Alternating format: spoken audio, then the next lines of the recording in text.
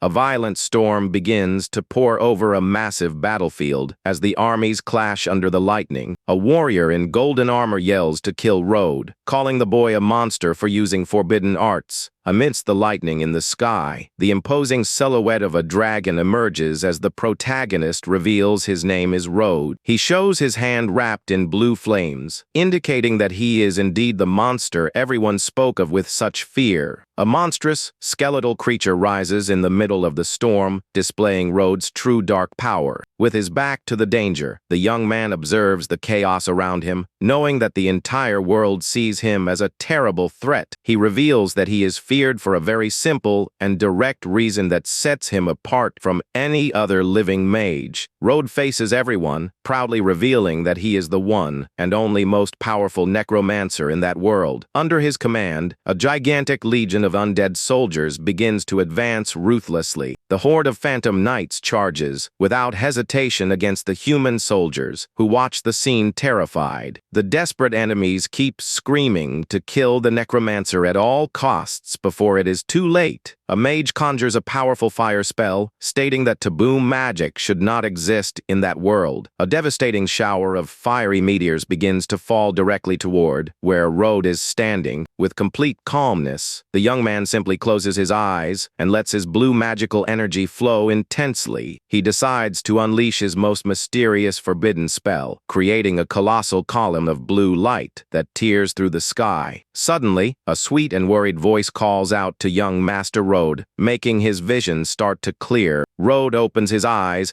and is met the beautiful maid named Lee, who stares at him with a confused and worried look. She confirms that it is really her and warns the young man that it is already time for him to go down for breakfast. Shocked, the boy touches the mirror as he notices a faint trace of blue magical energy on his own hands. He looks at his reflection and discovers in disbelief that somehow he managed to go back 20 years into the past. He remembers dying at the age of 32 in his past life and ending up reincarnating in that fantasy world. In that new life, he became the only necromancer capable of commanding billions of the undead with absolute sovereignty. The young man laments that he was about to test a forbidden spell that he hadn't fully mastered yet before being sent to the past. Leah rushes him, saying that if he is late, the lord of the house will certainly punish him severely again. Road gives her a gentle smile and apologizes, saying she can go ahead because he is already coming down. The maid is surprised to see her master smile and apologize, wondering if he really is the same cold and cowardly young master as always. He walks down the hallway, remembering that he was considered Baron Morris's spoiled, lazy, and hopeless youngest son. The young man recalls with pain how his entire family ended up dying tragically in the past without him being able to do anything. Despite having lost his entire cultivation level, he still keeps his necromancer memories and decides to change everyone's destiny. Road finally enters the luxurious dining room where his family is already gathered for the first meal of the day. Baron Shuro Morris stares at him seriously and asks if he is late again because he was making up excuses not to study. The boy pulls out a chair and apologizes to his father, calmly stating that he has no intention whatsoever of running away from his duties. He guarantees that he will not miss any classes from now on while observing his father's stern face, which he hadn't seen in years. Road wonders how such a disciplined family went bankrupt and swears that this time he will discover the whole truth behind the tragedy. His older brother Leo says that he cannot keep being lazy if he wants to have any chance of inheriting the Morris house.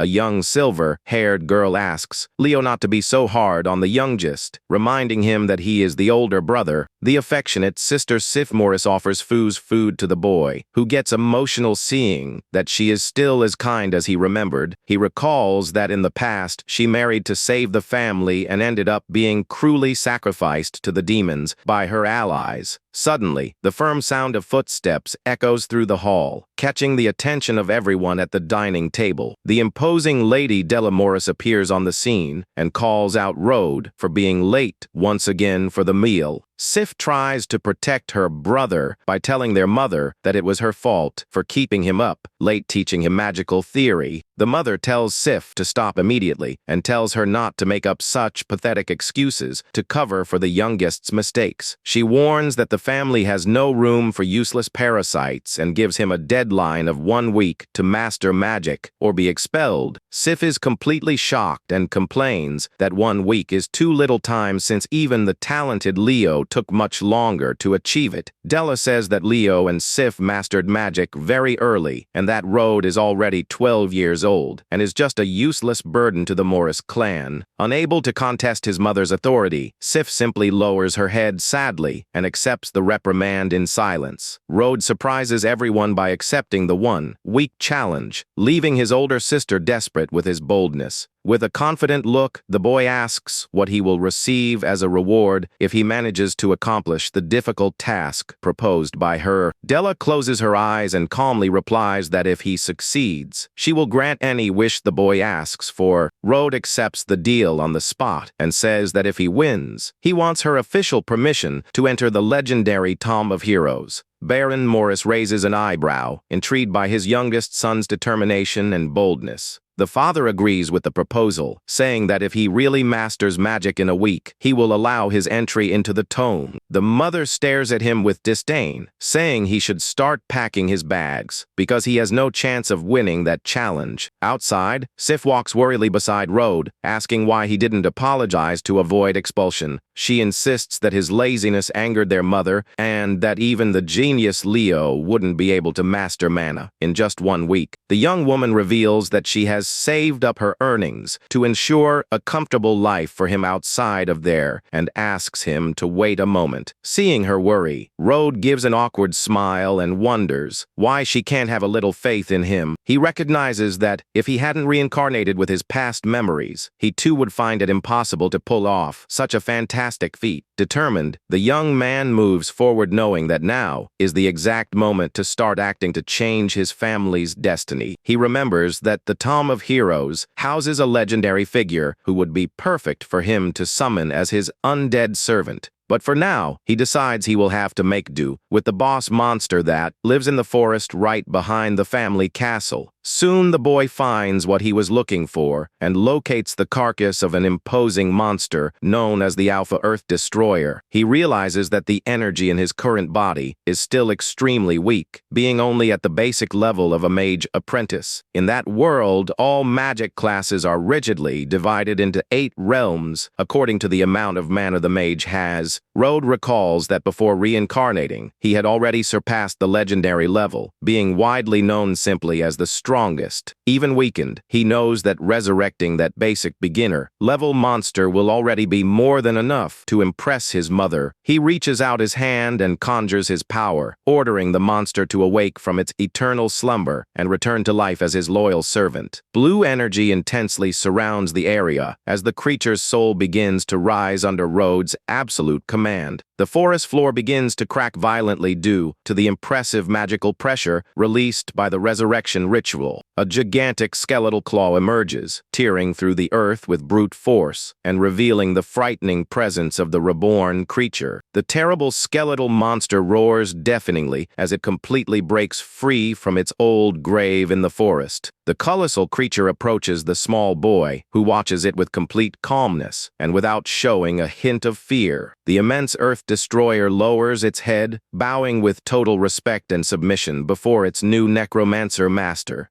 Rode stares at it with his eyes glowing in a mystic blue shade, knowing that the summoning process was a complete success. The details and abilities of the resurrected creature appear to the young man, revealing that it retains its powerful fire and earth attacks. As a necromancer, he can also use his servant's flames to simulate ordinary magic and thus easily prove his magical control. The young man makes a quick movement and fires a powerful blast of blue energy toward a nearby tree. The concentrated attack pierces the trunk with relentless ease, leaving a perfect hole and proving the effectiveness of his magic. Even the huge skeletal servant recognizes the boy's strength while Road evaluates his own performance with satisfaction. He absorbs the monster back, knowing that for now his low magical energy only allows him to maintain one summoned creature at a time. Even so, the young man smiles confidently because he knows that level is already more than enough to silence his mother's demands. The protagonist focuses his goal on the Tomb of Heroes, an ancient and sacred place that holds blessings from legendary warriors of the past. All the youths of the kingdom dream of entering there to impress the heroic souls and receive a power capable of changing their lives. He remembers that his brother Leo got one of these blessings, but Road's true goal as a necromancer is much greater. He reveals with a sly smile that he doesn't just want a blessing, but rather to resurrect the powerful, forbidden entities sleeping in that place. The young man is brought back to reality when his sister shouts his name, running desperately through the castle courtyard. She pulls the boy's ear, asking angrily why he disappeared instead of waiting for her like she had asked moments ago.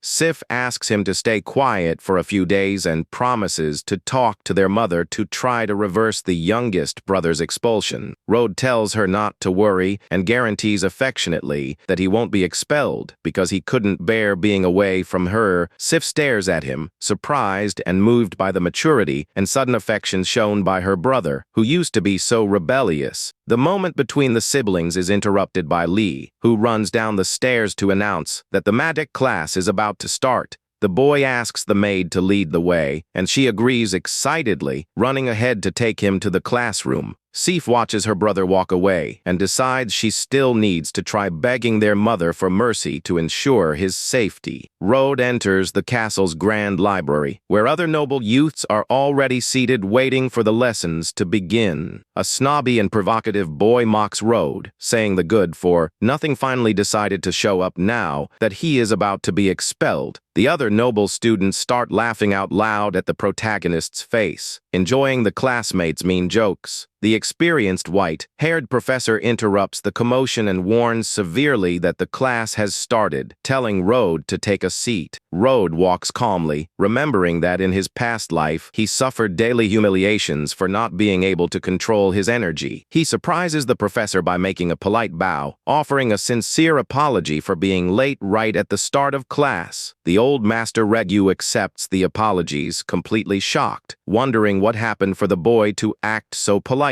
Road walks calmly toward his desk and sits down amidst everyone's surprised glances. The angry boy watches him out of the corner of his eye, whispering with disdain and calling the protagonist a hypocrite. Professor Regu begins to explain that mana is a powerful and mysterious force while magic is the way to use it. He details that mastering mana allows one to specialize in various classes such as mage, healer, and shadow assassin. The master continues saying that by learning magic, a youth becomes an apprentice and can rise up to the level of Archmage Sate. One of the female students raises her hand curiously and asks the professor about the mysterious and coveted legendary level. The professor explains that legendary figures are considered living myths because they accomplished grand feats marked in history. He laments that nowadays mages of this level only exist in legends and that their kingdom hasn't produced a legendary one in 700 years. The master warns that noble youths must master mana before the age of 13 to secure their prominent place in society. Road's rival seizes the cue and points his finger, saying there seems to be only one person there who still hasn't mastered mana. He provokes Road, saying that the boy has been attending magic classes for 3 years and still remains without any progress. Unfazed, the protagonist replies that is none of his business and guarantees that he will master magic in just 1 week. The provocateur bursts into laughter and yells for the whole class to hear that the good for nothing Road is promising to learn magic in a week. The other students in the room also start whispering and laughing quietly, thinking Road's statement is a complete joke. The professor watches the scene disappointed, thinking that the boy is still the same spoiled and arrogant kid as always.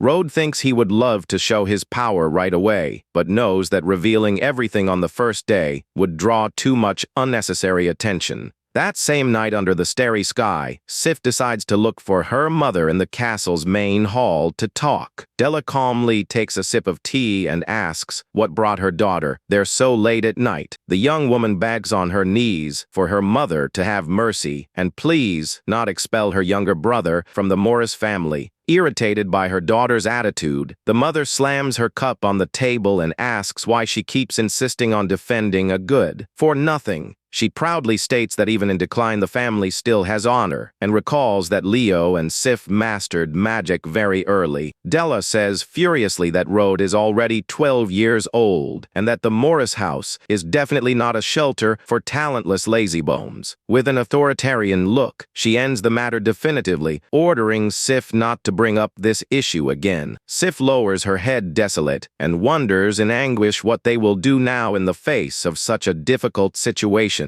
7 days pass, and the professor announces that the time has finally come to test the students' progress according to the family's request. He warns that everyone's relatives are watching from above and tells the youths to show the results of their efforts. From the window, Della complains that it is a waste of time to watch because she knows Rode will embarrass himself while Sif maintains hope. Sif presses her hands against the glass, watching her brother down below and wondering apprehensively if he will really succeed. The usual provocator celebrates, saying he waited anxiously for this day just to see the protagonist fail miserably. He steps forward arrogantly, calling Rode trash, and saying he will show him what real magic is. The youth boasts that he will be an elemental mage and conjures a fire spell, shooting a flaming blast straight ahead. The fireball flies through the air toward the target, demonstrating that he really has good control over the element. The spell hits the test stone slab dead on, leaving a very visible black burn mark on the surface. He turns around laughing and says Rode will never reach that level, daring the boy to show the result of his training. Rode calmly walks up to the test area under everyone's watchful eyes and announces that it is now his turn to play.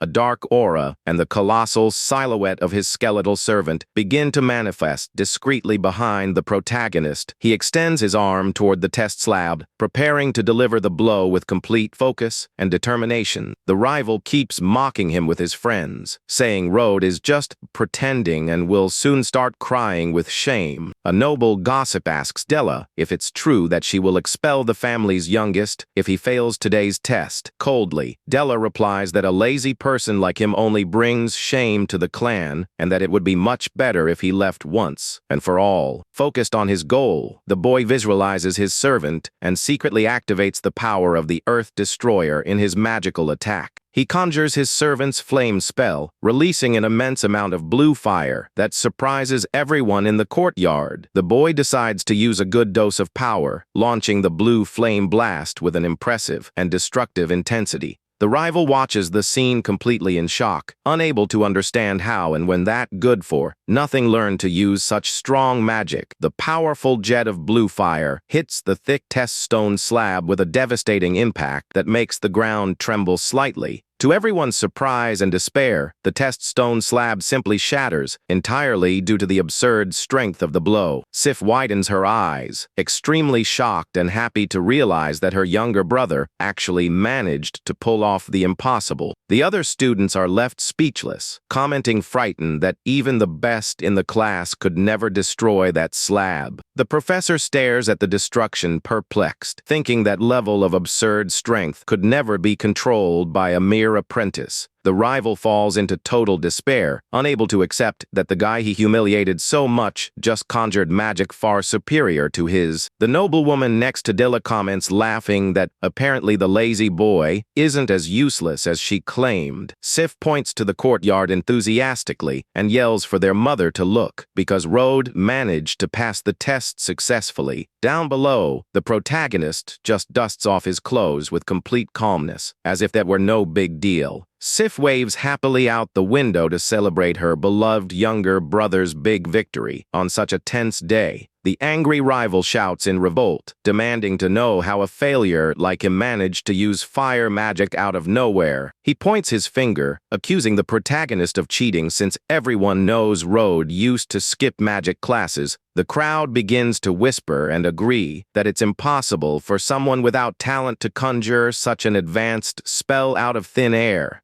He accuses the protagonist of stealing a magical tool from the family treasury just to fake power and avoid being expelled. Road turns around slowly and asks, with a cold look, what exactly young Master Charlie Anta is trying to insinuate. Charlie explains while laughing that magical artifacts consume a lot of energy and bets that his rival could only cast that power once. Without paying attention to Charlie's provocations, the protagonist turns to Professor Ragu and asks what he thinks of all this. The master sighs and admits that although he is sorry, Charlie's accusation about using a hidden item actually makes sense. The other students begin to whisper in shock, wondering if Road would really be capable of stealing and cheating on the test. Watching everything, Sif is devastated, thinking that her younger brother refused her help precisely because he decided to steal the treasure. With her eyes full of tears, she laments that this cheating will only serve to make their parents even more disappointed and angry. Sif refuses to let the worst happen and decides she must intervene immediately to protect her younger brother at all costs. She runs toward the courtyard and shouts desperately, asking the professor please not to blame Road for what happened. To everyone's surprise, the young woman says that she was the one responsible for giving the magical artifact for her brother to use in the aptitude test. Before she can continue lying to take the blame, the protagonist grabs her firmly by the arm, stopping her from saying more. With a calm look, he asks his sister to let him handle the situation alone. While she watches him worried and uncomprehending, Road proposes to the professor that if he conjures the same fire spell again, it will prove once and for all that he didn't use items. The master agrees, saying that casting the power consecutively would be the definitive proof that the mana truly belongs to the boy. Road accepts the challenge with a confident smile and begins to concentrate his impressive dark energy around his body.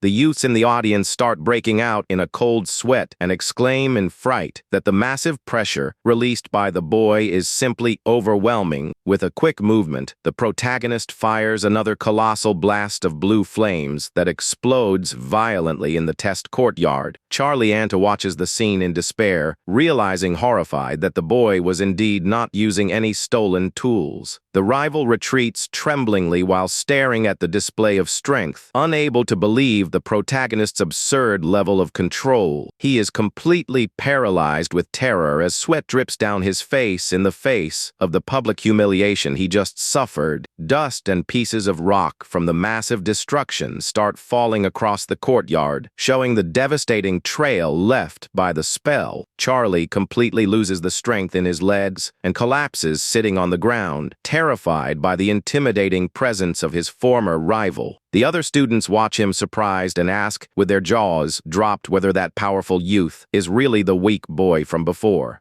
Sif turns victoriously to her mother and asks if she will now finally give up the absurd idea of banishing the family's youngest. Della looks away coldly, saying she will spare the boy just for now because lazy people still have no place in her house. Before everyone, Professor Rigu shouts and officially declares that Road passed the test without using any magical tools. The sun begins to set on the horizon, dyeing the sky in warm colors and bringing that day full of great surprises and twists to a close. Later in the castle corridor, Sif and their older brother Leo congratulate the protagonist on the great achievement accomplished in the courtyard. Road thanks them and says he didn't expect Leo to know, but the brother reveals, laughing, that Sif wouldn't stop talking about it. The whole family gathers again around the large dining table, but this time the mood in the hall is visibly different. The Baron praises his youngest son, saying the professor told him everything, and stating proudly that the boy honored the family name. The boy thanks his father and subtly asks if the previous promise regarding the test reward still stands. The father guarantees he will keep his word and warns that the Tomb of Heroes will open in a month, promising to secure an exclusive spot for him. Della seriously warns that that spot will cost a lot and demands that he get a powerful blessing to to make up for the clan's sacrifice. The Baron adds that from now on Road will receive the same noble treatment as his siblings and expects him to train with dedication. With a polished and respectful gesture, the protagonist makes a slight bow, formally thanking his proud father for his support. Alone, Road thinks that although ordinary blessings are useless to him, his necromancy will be the key to crowning him king inside the tome. He remembers an unnamed grave that holds the ashes of a legendary and powerful ancient warrior who will be his next great summoning. He knows that the legendary soul is almost fading away and that his current energy is still not strong enough to bring it back. However, he sees in the noble treatment promised by his father the perfect opportunity to elevate his power and train intensely. A month of intense training goes by, and Lee opens the bedroom door, announcing that the lord of the house wishes to meet with him immediately. Road gets up confident, revealing that during this period he successfully leveled up, reaching the intermediate apprentice stage. The Baron announces that the tome opens today and tasks Leo with taking Road there, explaining the rules and how the place works. Leo accepts the mission promptly and responds with respect, stating that he will guide his younger brother to the sacred place. Shortly after, a Morris family carriage travels at high speed down the dirt road surrounded by trees. Inside the carriage, Leo asks if the youngest knows the classifications of the blessings he can receive in the tome. Road calmly replies that he is paying close attention to listen to his older brother's detailed explanations. Leo details that blessings are divided into 5 rarity levels, being white, blue, purple, gold, and red. Road asks what blessing his brother obtained, and Leo humbly reveals that he received only a purple rarity 1. Road is surprised, knowing that the purple blessing is incredibly rare, and understands why his brother stood out so much in the royal army. Sif praises Leo, reminding him that getting any blessing there is already very difficult, and that getting a purple one is almost impossible for most. Sif approaches the youngest and insists that he needs to secure at least a white blessing, since even the most basic ones are very rare. He asks her not to stress and thinks to himself, laughing, that if she knew he didn't want a blessing, she would certainly be furious. The carriage finally approaches the imposing entrance of the Tom of Heroes, which is guarded by giant knight statues.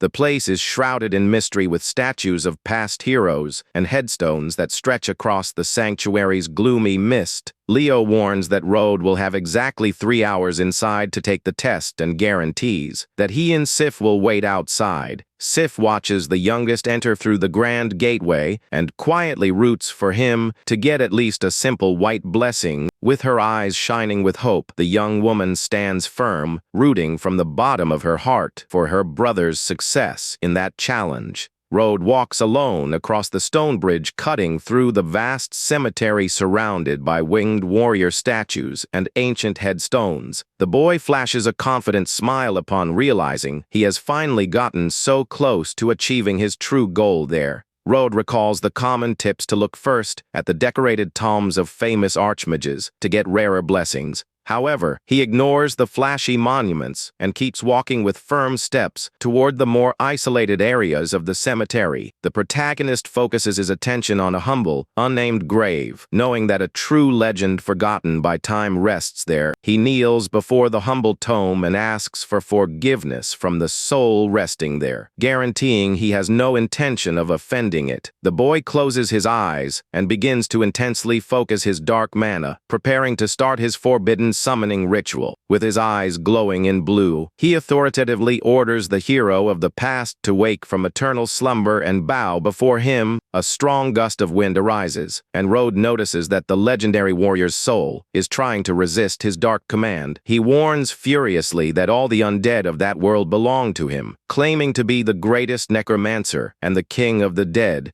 The imposing spirit of the legendary swordsman emerges wrapped in blue flames, confirming he is an extremely powerful class servant. Road stares at the summoned soul with a deep and threatening look, ordering with absolute coldness that it bow to his will. The powerful night spirit yields to the necromancer's immense pressure and kneels respectfully, greeting Road as its new master. The protagonist watches it closely and asks if the summoned spirit still manages to remember its old warrior name. The warrior admits that he forgot his own name due to time and humbly asks the young master to grant him a new moniker. Road flashes a satisfied smile at his new servant's total loyalty and decides that from now on he will give him a new name. The young man baptizes the legendary and powerful summoned swordsman with the imposing name of Crown Bladeseat, crowning their new alliance. Meanwhile, in another part of the tome, the sound of moving chains and firm footsteps begins to echo through the dark hallways. Three people start exploring the sanctuary, being guided by a knight with a large sword resting on his broad shoulders.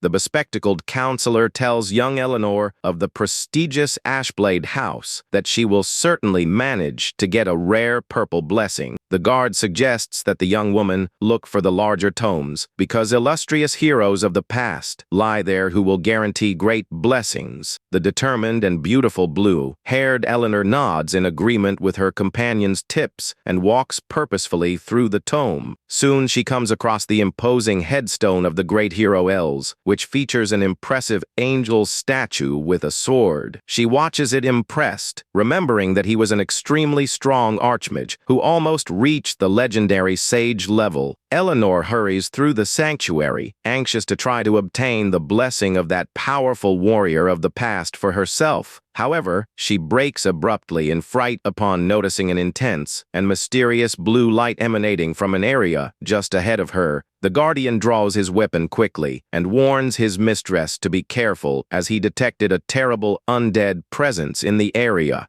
An immense explosion of energy and blue flames emerges out of nowhere before them, making the atmosphere even more tense and dangerous. Through the fire, they spot the silhouette of a boy, and Eleanor wonders confusedly whether that child is also there after blessings. The warrior points his sharp sword toward Road and asks harshly if the dark energy they felt came precisely from him. Upon analyzing Road, the experienced guard realizes that the small boy is a beginner magic swordsman and notes that he is unusual. He tells Eleanor to be very careful, warning that the place is taken over by dark mana and that the youth might be possessed by evil spirits. Without showing any concern about the threats, the protagonist simply keeps walking calmly toward the group. Road jokes with his new skeletal servant floating behind him, commenting that the guard called him a simple, vengeful spirit. Road calmly lowers his head and picks up a tree branch that was lying on the damp floor of the tome. The protagonist tests the weight of the branch and orders his new servant to deal with the guards standing before them with their weapons. The knight charges forward at high speed, unleashing a violent vertical strike with his massive sword imbued with electrical energy.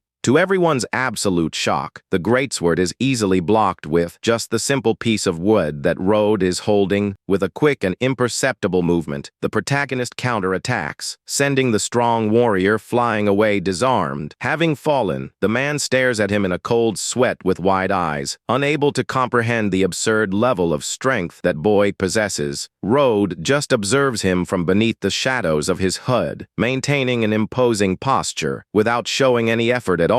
Eleanor stands open-mouthed and in complete shock, unable to believe that her strong guardian was easily defeated by a boy using a branch. She watches him closely, noticing that he appears to be the same age as her, and wonders intrigued how he did that. Annoyed, she points her finger at Road, demanding to know who he is and warning him that she belongs to the influential and powerful Ashblade family. Suddenly, the oldest man in the group harshly interrupts her, ordering the girl to bite her tongue immediately. Eleanor turns around startled, calling out to her grandfather without understanding why he is reprimanding her attitude so seriously. The protagonist simply watches their reaction in silence, remaining calm and without retreating a single inch. The elder analyzes Road thoughtfully, recognizing that even he couldn't have defeated the guard with such ease and mastery. Leon kneels in shame and asks for permission to duel the boy again, insisting that he only made a silly mistake.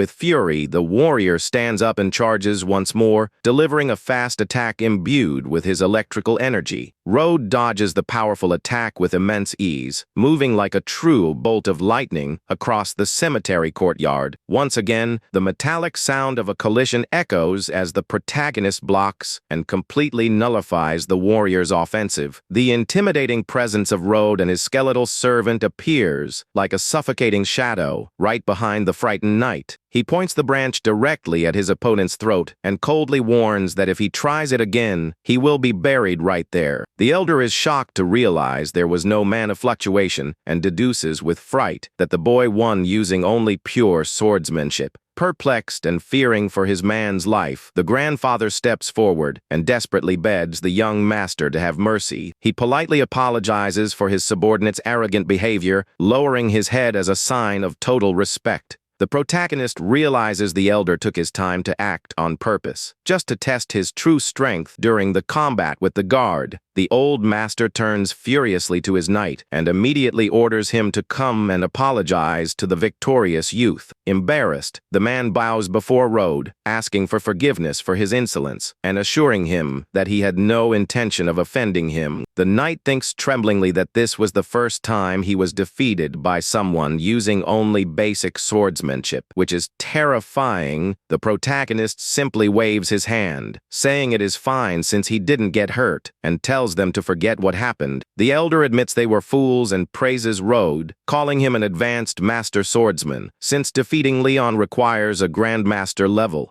Eleanor watches everything confused and shocked, not understanding how her grandfather can call a boy who looks her age a senior master. Road responds modestly, saying he just got lucky, but mentally acknowledges that his servant Bladeseat was legendary in his prime. The friendly elder lets out a genuine laugh and praises the young man's great humility in the face of such an overwhelming and clean victory. He formally introduces himself as Igna Ashblade, the leader of his noble house, and introduces his beautiful granddaughter named Eleanor to the boy. Eleanor bows respectfully, offering sincere apologies for her arrogance and rude behavior toward the protagonist earlier. Igna politely asks if a prodigy like him is part of the royal court, confessing that he has never seen such a young master before. Road asks to be called just Road and reveals that he belongs to no faction, while remembering the great influence of their house. Igna thinks intrigued that he has never heard Road's name, but gets excited to know that he is free and plans to bring him to his side. Eleanor approaches friendly and asks if he is the same age as her, and if he also came to the tome in search of some heroic blessing. Right after that, she turns red with shame and apologizes, laughing upon realizing she asked a silly question to someone as strong as him. Suddenly, her grandfather starts coughing violently in a painful way as a trail of black energy and blood drip from his mouth. Desperate, Eleanor and her guardian hold the elder, who is about to faint due to the terrible crisis that suddenly struck him.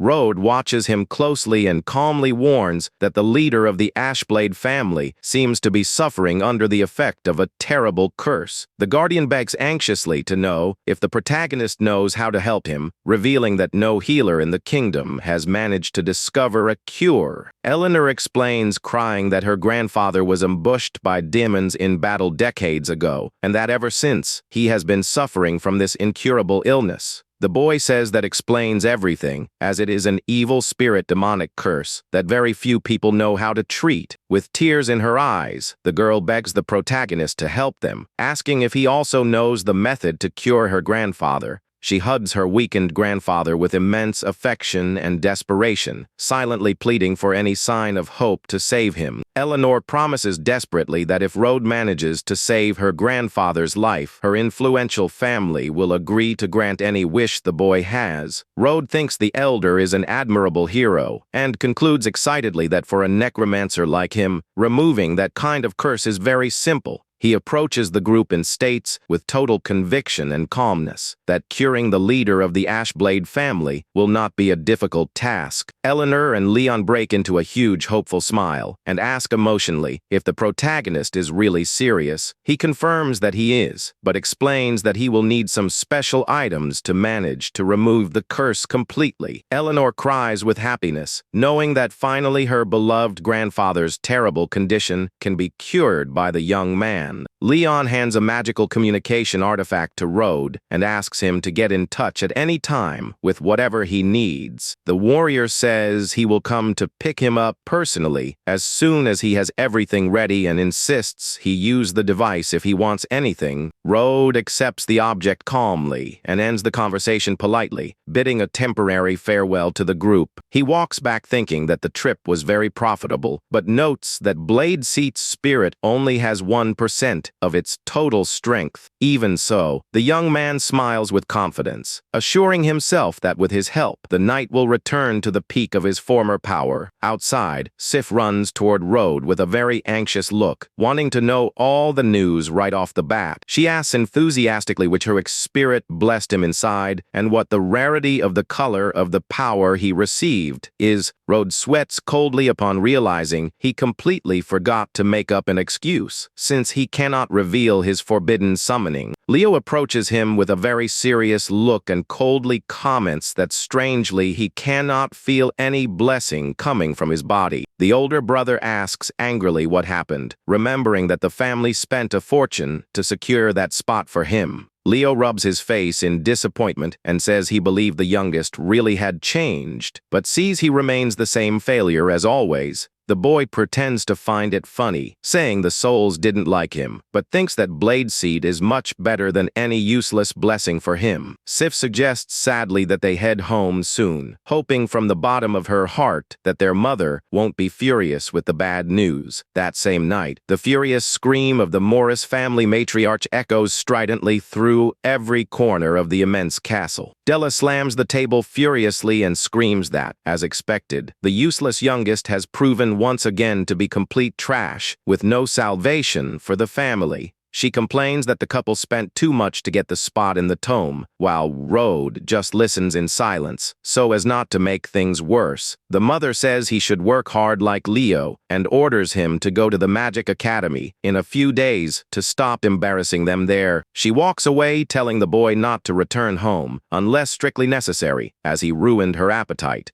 The young man sees going to the academy as the perfect chance to get rare materials to upgrade his servant Blade Seat and level up fast. He remembers his childhood ex-fiancée Claire Morris, who broke off the arrangement because she thought him weak and ended up meeting a tragic end in his past life. He knows Claire has a difficult temperament and realizes his mother actually wants to use him as a servant to maintain the alliance with her family. However, the protagonist decides he doesn't care about that and swears he will change Claire's tragic destiny out of gratitude to her mother. 3 days later, the setting shifts to the large and famous Seven Cities Magic Academy, located in the northern region of that continent. The prestigious magic educational institution houses only young students coming from the most important noble families of the entire kingdom. The protagonist celebrates being far from home, knowing that there he will be able to use all his necromancer power to level up freely. Claire, the beautiful heiress of the important Flora family, walks with elegance through the local courtyard, catching the attention of everyone around her. The boys praise her passionately, commenting disappointedly that it's a pity she is already engaged, and wondering who the lucky guy could be. Oblivious to the students' chatter in the courtyard, Rode just observes the local movement calmly and carefree. Her advisor warns her that the Morris family sent the youngest to accompany her, and Claire spots him, glaring at him with total disdain. The advisor explains that even in decline, the Morris house has the promising Leo, and therefore Claire accepts the protagonist's presence grudgingly. she decides to allow him to stay close, thinking with arrogance that his presence might perhaps spare her some annoyances there. Rode watches her walk away and thinks with a slight awkward smile that the girl remains exactly as arrogant as she was in the past. The protagonist turns around surprised upon hearing a familiar voice calling out to him very respectfully in the middle of the busy courtyard. It is Eleanor who runs toward him, surprised and excited to see that a powerful master like him will also be studying at the academy. The girl supposes, marveling, that he came disguised on some important secret mission, like investigating traitorous nobles allied with demons. Rode asks her not to call him master in public, so as not to ruin his disguise, and Eleanor quickly agrees with his order. She asks how she should call him if not master, and the young man says to just use Rode, taking the opportunity to ask about her grandfather's health. Eleanor says her grandfather is stable and that they have almost gathered all the materials requested by him, and Rode asks her to look for him when she finishes. Claire notices his delay and shouts angrily, asking what he is waiting for to follow her, which makes Eleanor quite uncomfortable. The protagonist responds that he is already going and runs to catch up with her, leaving Eleanor watching the scene from afar with an indignant look. Eleanor watches him walk away, wondering furiously who that arrogant girl could be to dare speak to her master that way.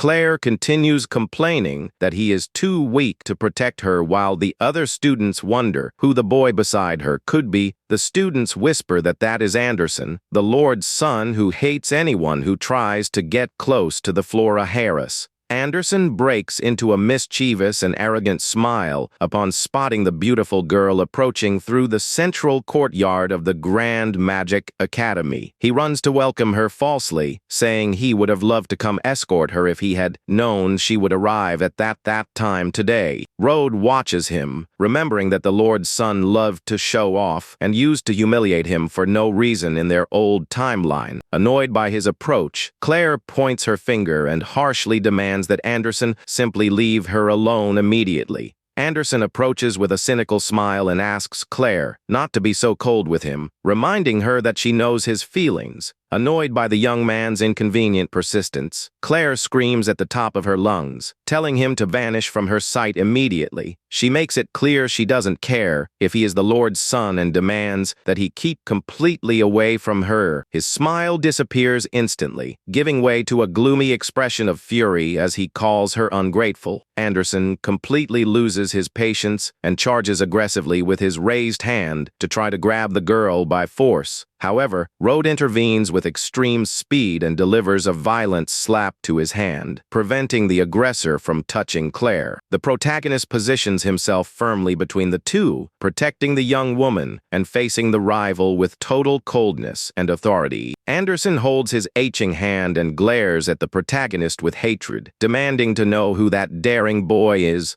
One of his henchmen approaches quickly and whispers in Anderson's ear, revealing the identity of the guy who confronted him. He breaks into a sick smile upon discovering that it is the useless youngest of the Morris family and asks mockingly who he thinks he is. Taken by fury, the Lord's son charges and grabs Rode's shirt collar hard, preparing to start a fight. With an extremely gloomy and scary look, the protagonist tells the rival to back off immediately with a threatening voice. The other students comment frightened about Anderson's cruel reputation and whisper that the youngest of the Morris family is completely screwed. Maintaining his calm, the protagonist firmly grips Anderson's wrist and asks if he didn't hear Claire tell him to back off. Claire watches the scene surprised and confused, unable to understand why the guy she always despised is risking his life for her. The protagonist makes a quick movement and frees himself from the rival's grip with extreme ease and bodily agility. Anderson gets even more annoyed at being rejected and releases his dark energy, shouting that no one has the right to ruin his fun. Rode just stares back at him with his eyes glowing in a deep blue shade, emanating a silent and overwhelming pressure across the courtyard. Anderson's friends hold him back desperately, reminding him that the place is full of witnesses and that the Flora house guards are still there. The bully decides to back down unwillingly, muttering with disdain that the protagonist list. Just had a lot of luck escaping a beating today. As he walks away, Anderson sweats coldly upon remembering Rhodes' gaze, realizing frightened that he felt a terrible chill down his spine. The group of bullies heads toward the exit of the courtyard, muttering angrily while leaving the place under everyone's watchful eyes. Claire turns to him harshly, calling him an idiot and complaining that his attitude ended up creating problems for the Flora house. She tells him not to meddle anymore and warns that the boy should worry about himself since Anderson is vindictive and won't let this go. Right after that, Claire's childhood friend named Anna runs excitedly through the castle courtyard, waving and shouting her name. Claire turns quickly and breaks into a genuine smile upon seeing her best friend approaching in such a cheerful and warm way. Anna hugs her friend and asks shortly who the boy accompanying her is, and Claire reveals with disdain that is the youngest son of the Morises. Anna comments surprised, asking if he is the famous useless young master, and Claire tells her friend to speak lower so as not to cause a scandal. Claire explains that her mother asked her to keep an eye on him, but complains that he only brings trouble, while Anna jokes that she got herself a lackey. Rhodes observes Anna from afar and recalls that in his past life, she was a gold digger and helped turn Claire into a mere political game piece. Already inside the classroom, Rhodes reflects that the teacher's theories are useless, but focuses his plan on the rare item kept in the school's safe. It is the Tear of the Dead, an ancient soul energy crystal that can drastically increase his skeletal servant's strength. The class finally comes to an end with the hat-wearing teacher's voice announcing that all students are dismissed for today. Anna stretches cheerfully, celebrating the end of the lessons and confessing out loud that she really wants to go somewhere fun. She tries to convince the Harris to accompany her, but Claire responds seriously, reminding her that their goal there should be to study.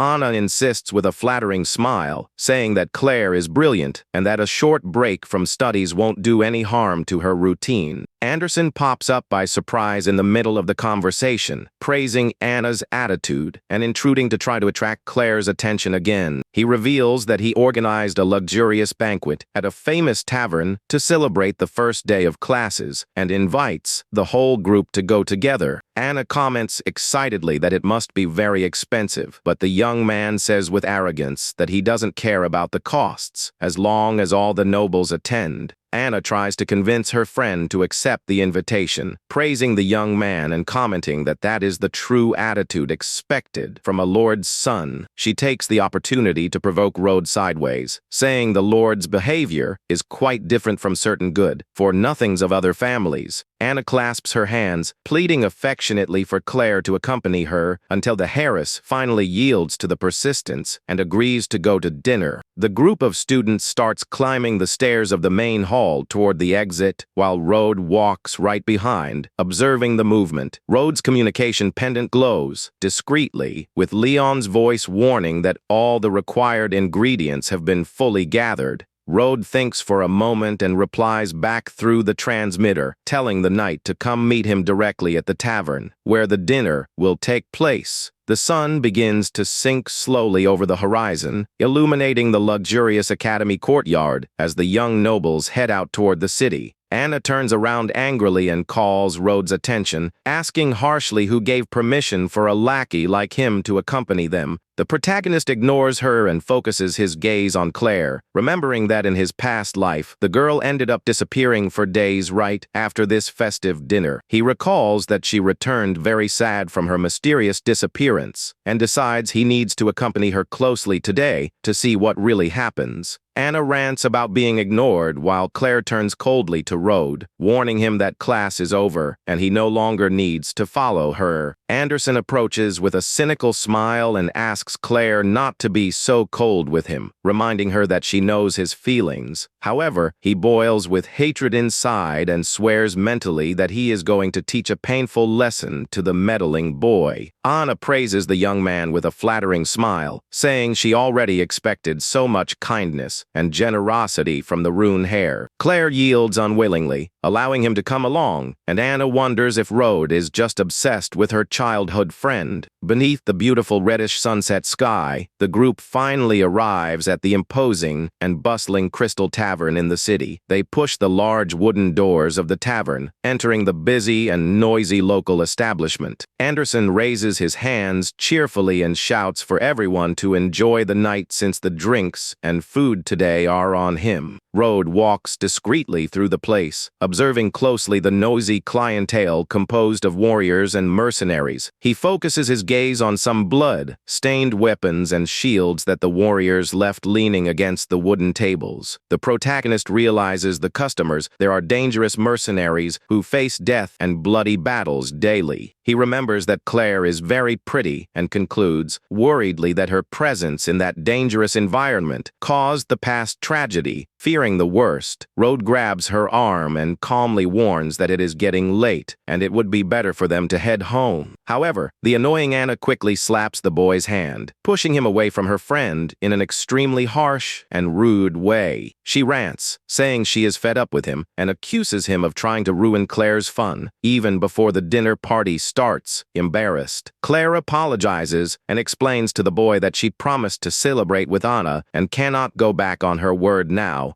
Anderson interrupts and warns angrily that Claire is his guest, telling the protagonist to leave alone if he is uncomfortable there. The commotion and shouting start to draw the attention of some muscular mercenaries drinking at a table near the dining hall. An enormous, scarred warrior approaches with disdain, mocking the group of spoiled young nobles who decided to party in that place. The imposing man ignores the complaints and begins to walk slowly toward Claire with clearly malicious and bad intentions. He breaks into a scary red-eyed smile, commenting mockingly that their group brought a pretty girl as a gift today. Anderson complains to the manager, demanding to know why those filthy mercenaries are still there since he paid to rent out the place. The mercenary turns slowly, taken by the fury of his red eyes, and asks threateningly what the insolent youth said. The tavern owner tries to calm the mood and suggests, frightened, that maybe it would be better for Anderson and his friends to return the next day. Anderson's lackey shouts angrily, asking if he wants the boss to break his promise and be embarrassed in front of the beautiful Claire today. The owner whispers a desperate warning that those men are ruthless assassins from out of town, and it's best not to pick a fight with them. Anderson refuses to listen and thinks arrogantly whether a bunch of failed mercenaries would dare defy the heir of the powerful Rune house. The warrior shouts furiously, saying he doesn't care about noble titles, and tells the boy to leave immediately if he wants to get out alive. One of the Lord's henchmen charges, shouting that no one has the audacity to face the Rune family, and tries to assault the bully mercenary right there. A violent crash echoes through the hall when the lackey's attack is quickly met with brute force by the dangerous mercenary of the group. Anderson's henchman is knocked out and falls humiliatingly to the floor after receiving a spectacular and violent kick right in the middle of his chest.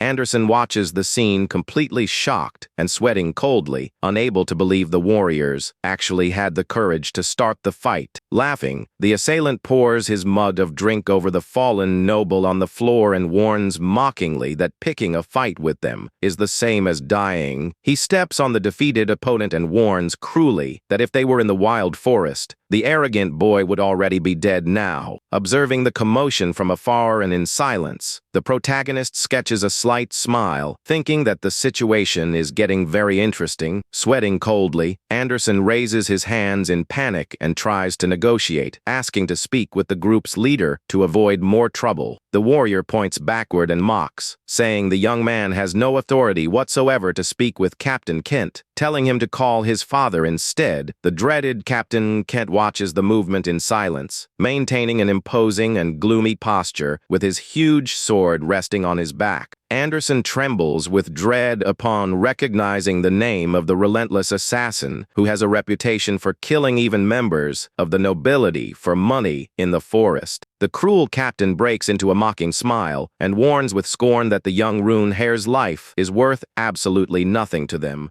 Desperate, Anderson's companions retreat in fear upon realizing they messed with the most dangerous criminal gang in the region. Anna trembles with dread, grabbing Claire by the arm, and laments in desperation, saying they made the worst mistake of their lives by coming in there. Kent's henchmen start laughing out loud at the noble boy's terrified face, who almost cried just from hearing their group's name right there. Anderson sweats coldly, thinking desperately that he cannot suffer that embarrassment in front of Claire, or he will lose all his respect at school. He bows, swallowing his pride, and apologizes, proposing to end the fight right there in the name of his important family's political prestige. He faces the captain, trying to use his father Lord Rune's influence to get a peaceful and honorable way out of that tense situation. Seeing the apparent negotiation, the two girls break into a relieved smile, believing Anderson's prestige will save the group from danger. However, Kent makes an outrageous proposal, ordering the two young women to dance and drink with his henchmen so he will spare the group's lives. Anderson widens his eyes, sweating coldly upon hearing the captain's humiliating demand, ordering him to force the girls to dance there himself. Kent's henchmen start celebrating and laughing out loud, eager to see the rich and spoiled noble girls dancing for them in the tavern. Faced with the terrible humiliation, Claire panics and holds her own chest frightened, while Rode just watches everything with total coldness. Anderson tries to intervene, sweating nervously, and says the proposal is not appropriate since Claire is the heiress of the important Flora house. The warrior tells him to shut up, laughing, and says noble titles are of no use there, since it's just a harmless dance. Desperate and cowardly, the other young nobles start pleading for Claire to agree to dance to avoid the mercenaries' fury. Claire orders firmly for Rode to take Anna away, proudly stating that they won't have the audacity to lay a hand on her since she is a noble. Rode puts his hand in front of Claire with total calmness and calmly warns that there is not the slightest need to reach that point. The protagonist steps forward imposing style and tells Captain Kent directly that it's better for them to end the commotion right there.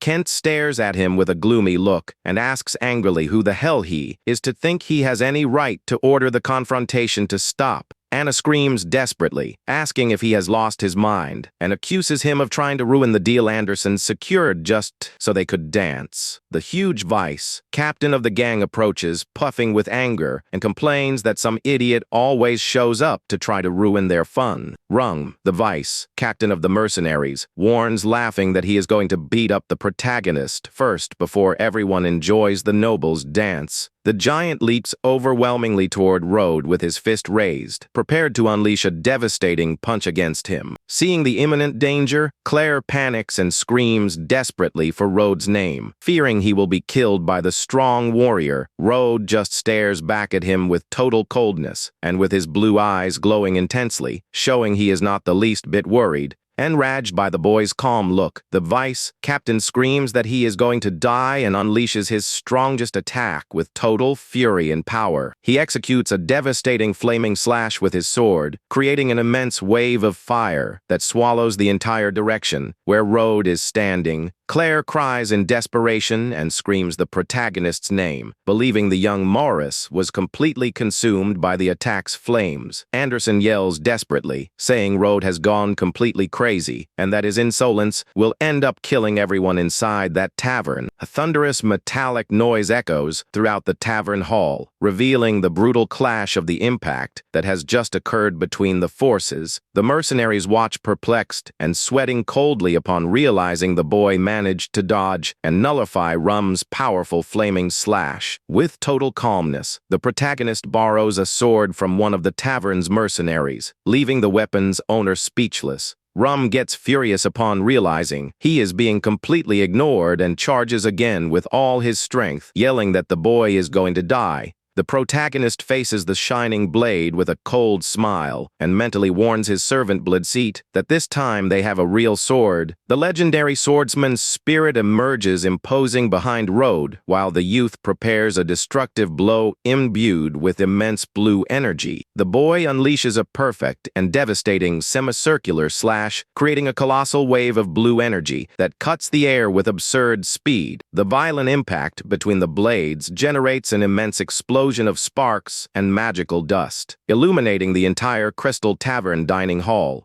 The vice captain widens his eyes and trembles with dread upon feeling the overwhelming force of the protagonist's attack colliding against his own weapon. A high-pitched sound of breaking metal echoes when the piece of Rum's sword falls unusable to the floor, confirming that his weapon was shattered. The warrior stares at the handle of his destroyed sword, completely in shock, unable to accept that a mere boy managed to break his weapon like that. He puffs with hatred, humiliated upon realizing he suffered embarrassment in front of his captain and all his mercenary gang companions there. Rum decides to resort to brute physical strength and leaps toward Road, shouting that they are unmatched masters in close quarters combat. The protagonist remains completely motionless, staring at the giant fist approaching his face without showing any concern or fear. He dodges the punch with agility and mentally recognizes that he still doesn't have enough physical strength to go toe-to-toe with the big guy. The gloomy and scary presence of his skeletal servant manifests in the air, imbuing the protagonist's next movement with absolute power. The giant tries to grab Road with his immense hands, but the boy moves like a true ghost, easily escaping his brute claws. He channels his servant's dark flame and activates his spell, generating an immense amount of blue flames around his left fist. Road delivers the charged strike and hits the vice captain's chest dead on, generating a thunderous explosion that makes the whole tavern shake slightly. The immense Rum is thrown violently backward due to the devastating impact of the flaming punch, destroying tables along his fall. Fallen pathetically, the vice captain drools blood from his mouth and stares at him with wide eyes before passing out completely on the floor. Anderson watches the scene perplexed and sweating coldly, unable to accept that the useless Road defeated the strong vice captain of that terrible gang. Upon seeing their companion defeated, the other members of Kent's gang step forward with very gloomy looks of hatred for the boy. Kent stares at Road with fury in his eyes and promises sadistically to slice the boy's flesh piece by piece to feed the wild beasts. The young nobles fall into total desperation and complain that Road's victory only served to anger Kent's bloodthirsty gang even more. Anderson and his cowardly friends decide to flee the place in silence, taking advantage of the fact that the protagonist is distracting the group of assassins. Claire hesitates, worried about Road, but Anna pulls her hard by the arm, telling her to stop caring about the useless Morris boy. Upon seeing Claire pass through the door, the protagonist sketches a cold look and thinks with relief that her leaving will make things much easier from now on. Kent smiles sadistically and warns that he won't kill him, but will make him suffer all night before demanding an enormous ransom from the Morris family. With his blue eyes glowing, the boy thinks coldly that if he can't settle it peacefully, he will simply kill everyone there and use Kent as a servant. He positions himself with his sword in hand, facing the captain head on and asking calmly how much the mercenary leader himself thinks he is worth. Suddenly, the captain hears firm steps echoing through the tavern entrance and turns furiously, shouting to know who else came to die. An imposing knight in gray armor and a white cape enters the establishment with a calm and determined look, facing the group of criminals. Captain Kent's eyes widen in fright, and he trembles as he asks what Lord Leon of the Ashblade House is doing there. Ignoring the captain, the knight Leon addresses Road with extreme respect and asks if the mercenaries hurt him. He laughs and remarks that it would be impossible for those clowns to lay a hand on Road since even he wouldn't last a single strike against the master. Kent watches the scene in a cold sweat, unable to understand why the legendary Lord Leon treats this child with such respect and submission. Leon points authoritatively at Kent and asks angrily who gave him the right to threaten an honored guest of the Ashblade House. Kent falls into total despair, realizing that if he offends the legendary Ashblade family, his entire mercenary band will be wiped out tonight. The captain immediately drops to his knees, begging for mercy and offering sincere apologies to Master Road for his arrogant and blind attitude. The other mercenaries in the gang watch with gaping mouths and in complete shock as they see their dreaded leader beg for forgiveness on his knees. Kent holds out his trembling hands and offers Road the medallion that serves as the ultimate symbol of leadership for the band's mercenaries. He weeps, swearing absolute absolute loyalty and declares that from now on the entire band will be under the direct command of the young Necromancer. Rode perceives the captain's cleverness in calming his wrath and calculates that keeping the band alive will be much more useful for his future plans than leaving them dead. The protagonist takes the amulet of command and decides that, out of consideration for Leon, he will spare the lives of all the mercenaries for now. However, with a cold look, the protagonist decides that even while sparing the band's life, a severe and exemplary punishment is still necessary.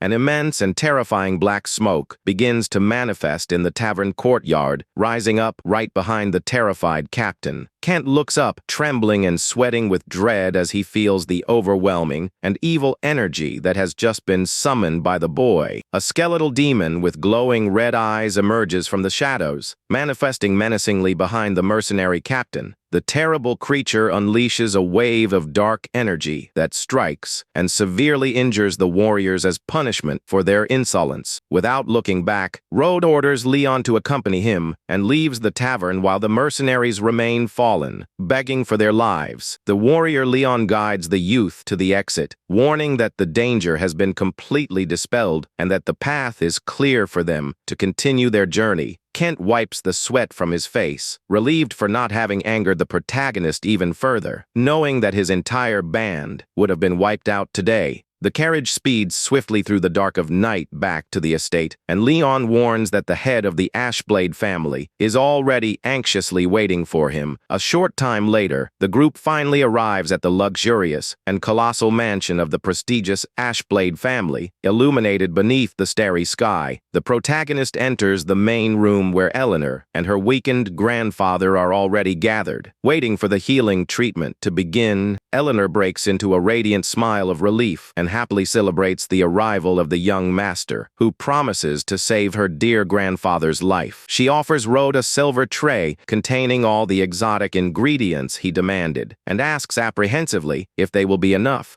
The girl comments with relief that the herbs and crystals are extremely rare and confesses that the family went through immense trouble to gather them. The boy confirms seriously that the materials will do and begins to channel his dark mana, generating an intense blue glow in his hands. Rode approaches the elder and uses his power to begin the painful process of extracting the demonic energy that was consuming the man's health. Focused, the protagonist firmly orders everyone to step back to ensure their safety in the face of the immense magical pressure unleashed there. He keeps his eyes glowing intensely blue, showing that he is using the maximum of his control over the energy to seal the evil. The demonic spirit cursing the elder begins to be forced out, roaring with hatred as it is completely subjugated by the Necromancer. The boy makes a quick and firm movement, concentrating all the dissipated evil energy directly into the palm of his mana-wrapped hand. The frightening shadow of the monster that parasitized the elder's body is completely dragged out and trapped by the flow of the protagonist's blue spell. Rode stares at it with his glowing eyes and warns coldly that the evil entity has nowhere left to escape his absolute control. The evil spirit struggles and roars in despair as it is compacted and transformed into pure energy by the magical power of the boy Morris. Eleanor watches everything in extreme shock upon finally seeing the true form of the curse that tormented her dear grandfather's health for 10 years. Leon is left perplexed by the demon's strength and wonders, trembling how Rode can be so powerful as to subjugate the monster with ease. The protagonist realizes that the dark creature is still trying to resist and decides to increase his mana pressure to end the fight. He unleashes a charged strike that definitively breaks all the resistance of the evil spirit, generating a loud blue rumble in the room. Rode uses both hands in a coordinated manner to seal the dark smoke, condensing it completely into a solid, crystalline shape right there. The boy finishes the spell by trapping the entire demon permanently and brightly inside a glowing death energy crystal. He gazes at the created gemstone with satisfaction, thinking that he will use the energy from that death stone to increase the power of his servant blade seat.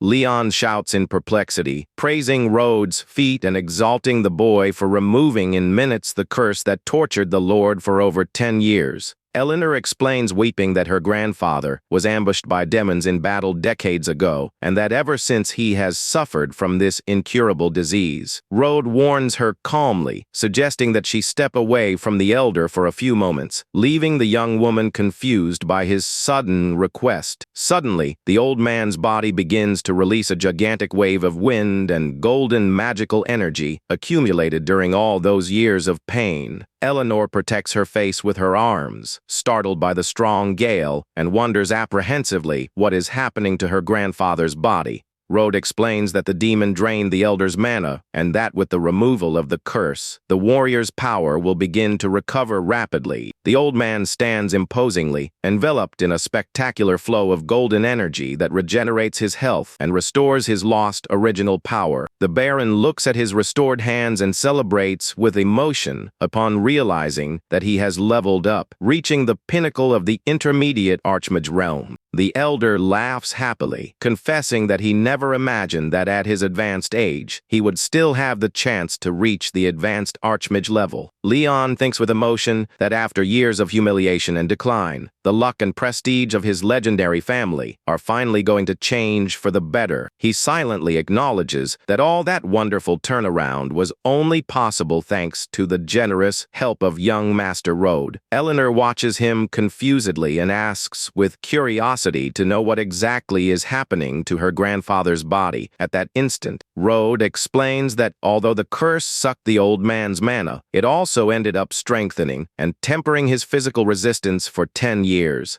Eleanor understands the explanation and asks with surprise if this means her grandfather somehow managed to turn a curse into a gift. The grandfather confirms cheerfully, revealing that besides recovering his old strength, he is now just a step away from becoming an advanced Archmage. With a determined look, he proudly declares that now his family will be able to reconquer everything they ended up losing during these long years of pain. He thanks the boy profoundly, swearing with respect that the Ashblade House will follow Rode's orders unconditionally starting today. Rode says there is no need for so much formality, since he already got what he wanted, but confesses that he has an important question to ask him. The elder readily agrees and kindly asks the young master to ask whatever he wants without any ceremony. Rode inquires where he contracted that strong curse, thinking that finding the place of origin will make it easier to get more death energy gems. The grandfather reveals that he contracted the infection over 10 years ago during a great battle against demons that took place in the dangerous Valley of Lamentations. Rode recognizes that the valley is too dangerous for his current level and decides to postpone the trip until he manages to elevate his own necromancer power. A short time later, the family carriage speeds along the dirt road amid the cheers of celebration and relief from the knight Leon. Leon announces with satisfaction that the residence requested by the boy is already completely ready, and that it is very close to the Seven Cities Magic Academy. The protagonist steps out of the carriage calmly and begins to observe the surroundings of his new temporary dwelling. He comes across an immense and luxurious mansion, illuminated by the warm colors of dusk, which will serve as his new refuge. Rode thinks with a slight, awkward smile that he had asked only for a simple place to spend the night, not a property as colossal and luxurious as that one. The sun shines brightly on the horizon, while the joyful laughter of students echoes through the courtyards of the luxurious academy. The following morning, satisfied, Eleanor's grandfather keeps laughing with happiness in the room, while the girl comments that young Master Morris has already left there for some time. He apologizes with a laugh and advises his granddaughter to maintain a great friendship with Rode, praising the boy as the most mysterious person he has ever met. Eleanor turns red with embarrassment at her grandfather's words and replies timidly that she already knows very well the importance of being kind to the guy. With a serious look, the elder declares that it is time to take revenge on Rustblade, strongly suspecting that the rival was responsible for his old curse. Meanwhile, beneath the starry cloak of night, the scene shifts to reveal the imposing and gloomy castle belonging to the noble Flora family. Claire enters the castle's main hall with slow steps, while her mother watches her from the couch and asks why her daughter returned so late today. Claire's elegant mother asks kindly if her daughter met with the young man from the Morris family, and if the two managed to get along on the first day. Claire looks away with disdain and replies half-heartedly, confirming that she met the guy, but without showing any sympathy for him. The mother says he is not a bad boy despite the malicious rumors, and the heiress promises grudgingly that she will try to get along with him so as not to worry her. However, alone with her thoughts, Claire recalls the confrontation with the mercenaries and admits that maybe the boy isn't the good for nothing everyone says. Meanwhile, in the silence of his new quarters at the mansion, Rode prepares to kick off a very important process of conjuring his mana. The protagonist grips the dark energy crystal he refined and announces that the moment has finally come to increase the power of his skeletal servant. With authority, he invokes the name of his faithful warrior and lets the trail of mystic energy begin to emanate intensely throughout the dark room. The spirit of the legendary swordsman manifests on his knees before his sovereign, waiting with absolute respect to receive the great power promised. Rode analyzes the servant's level, knowing he is weakened, but trusts that the warrior's fantastic swordsmanship will compensate for any disadvantage at the start. The boy reaches out his hand and releases the flow contained within the refined crystal, making the gem glow and float magnificently in the center of the room. With a mystic gaze, he commands the knight to accept the dark power as a gift, and the energy begins to be transferred into the undead body. The death energy crystal shatters into several glowing pieces, releasing the entire concentrated flow of the demon that was sealed earlier in the test.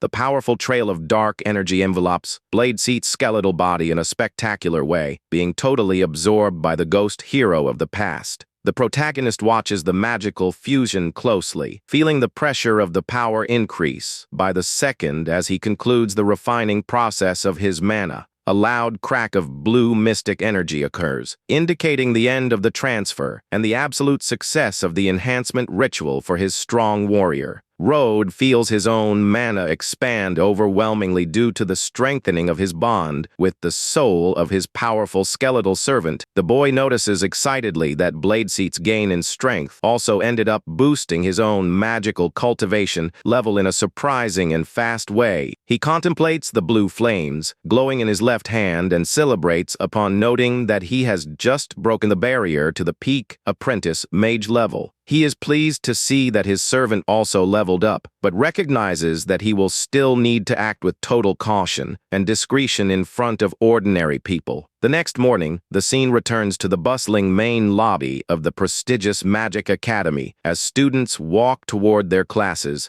Anna notices the Harris's distraction and asks with curiosity what exactly she is searching for with her gaze through the busy halls of the teaching castle. Claire searches for Rode and the mean Animecaps with a laugh that the good for nothing was probably already sliced up and thrown to feed the wild beasts by the mercenaries. Claire turns around irritated and calls out to her friend harshly, reminding her that the youngest of the Morris family risked his life to protect their escape yesterday. Anna tries to brush off the gravity with an awkward smile and says she is just commenting on reality since they face the worst band of assassins around. Anderson walks angrily down the steps, ranting with disdain that the brat Rode stole all the attention that was supposed to be his. Suddenly, he halts his step and turns around startled upon spotting the protagonist calmly walking up the academy stairs without a single scratch. He widens his eyes in perplexity, wondering how the good-for-nothing Rode managed to survive that terrifying band without any injuries. Claire runs toward Rode, relieved, and the protagonist calmly warns that the mercenaries will no longer bother anyone. Anderson and his partners are intrigued, unable to understand what actually happened after their escape at the tavern last night. The rival concludes with a laugh that the Morris family must have paid a fortune to rescue the youngest from the clutches of the dangerous assassins. Elegant footsteps echo down the corridor as the practical magic instructor begins to walk up the steps toward the classroom. The charismatic Professor Margaret enters the room, announcing that today's class will be practical training in the dangerous monster forest. Rode remembers that the forest is the territory of his new mercenary band and decides that he needs to keep a close watch on Claire during the training. In silence, the boy discreetly fiddles with his Ashblade family communication pendant, preparing to act if necessary. Rode uses the artifact in an isolated area and calls Captain Kent, warning him that he has some important questions to ask him. On the other end, Kent answers promptly, with total respect, and places himself at disposal to reveal everything the young master wants to know. Rode asks about the secrets of the monster forest, since his band has operated in the location for many years and knows everything very well. Kent explains that the forest has been strange after an ancient tome started releasing dark mana, generating a stir among the local monsters. He warns that the few who tried to investigate the tome came back crazy, murmuring about the undead, and advises avoiding the deep area. Kent adds that most common monsters are weak for Rode's level and offers to guide the master during the journey. The protagonist politely declines the invitation, saying it is not necessary and that the information received is already enough for today. He reflects pensively about the tome, which did not exist in his past life, and sees the mortal danger as a perfect opportunity for evolution. Soon after, the students board the wooden carriages organized by the academy, preparing to kick off the training trip. Seated in the carriage, the young nobles observe the beautiful valley landscape stretching all around as they approach the final destination. In the middle of the trip, Anderson's lackey asks in a low voice if the plan to attack and take revenge on Rode in the forest is still on. Anderson replies coldly that his focus is Claire, but swears he will kill Rode if the boy dares to cross his path again today. The carriages finally arrive and park at the borders of the terrifying and dense monster forest, where the training will take place. The professor gathers the youths in the dirt courtyard and encourages them to use all their practical talent to face the dangers from then on. She warns about the recent increase in shadow wolves and gives the mission to hunt the beasts and deliver a claw as proof by dusk. Right after entering the woods, a violent rumble occurs as a huge, glowing fireball is conjured and fired high into the air. The magic explodes spectacularly in the treetops, drawing enthusiastic shouts from the students watching Anderson's power show.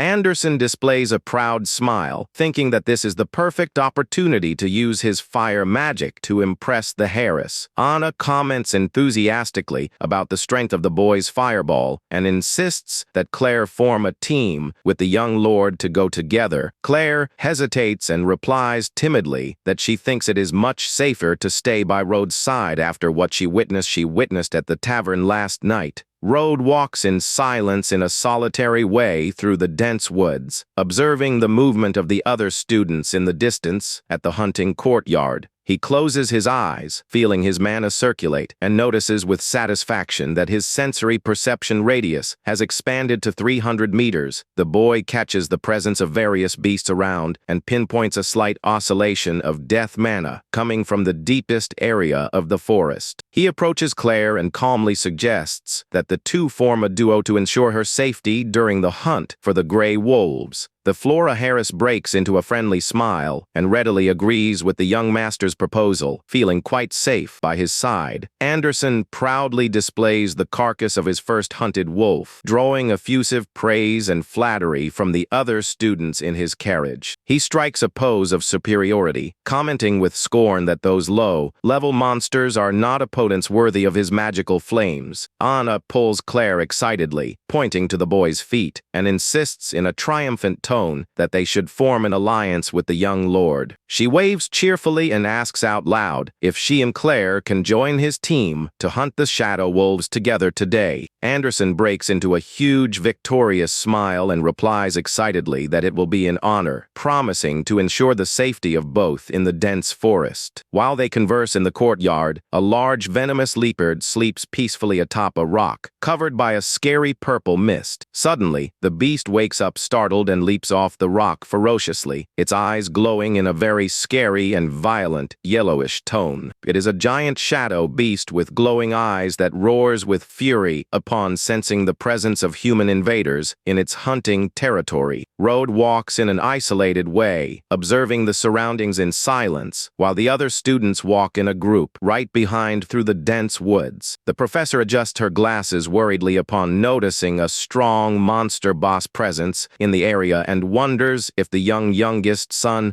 also felt the mana. Margaret runs to the deep area and orders Road to watch the students, warning that she needs to eliminate the creature to ensure everyone's safety. Anderson complains with disdain, asking why the teacher told the good for nothing Road to watch them since he himself just soloed a shadow wolf. Road realizes that the death energy is growing fast, making the monsters furious, and knows ordinary students won't last against them. Anderson shouts arrogantly, telling everyone to stay by his side, guaranteeing that his magical flames are enough to protect the whole group there. Beneath the dark mantle of the forest, the young students begin to walk together in a line, guided by the confident and arrogant Rune Hare. Anderson walks through the forest and notices, intrigued, that the place has suddenly gone silent. Wondering where the wolves went, an immense shadow wolf leaps ferociously out of the darkness, and Anderson shouts excitedly, telling Road to watch his show of bravery. The young lord displays a proud smile and quickly conjures a glowing fireball in his hand to attack the monster. The fireball explodes directly in the wolf's face, but the beast resists the blow and keeps advancing furiously toward him. The terrible monster advances, displaying its sharp claws, ready to rip the arrogant hair of the Rune family to pieces.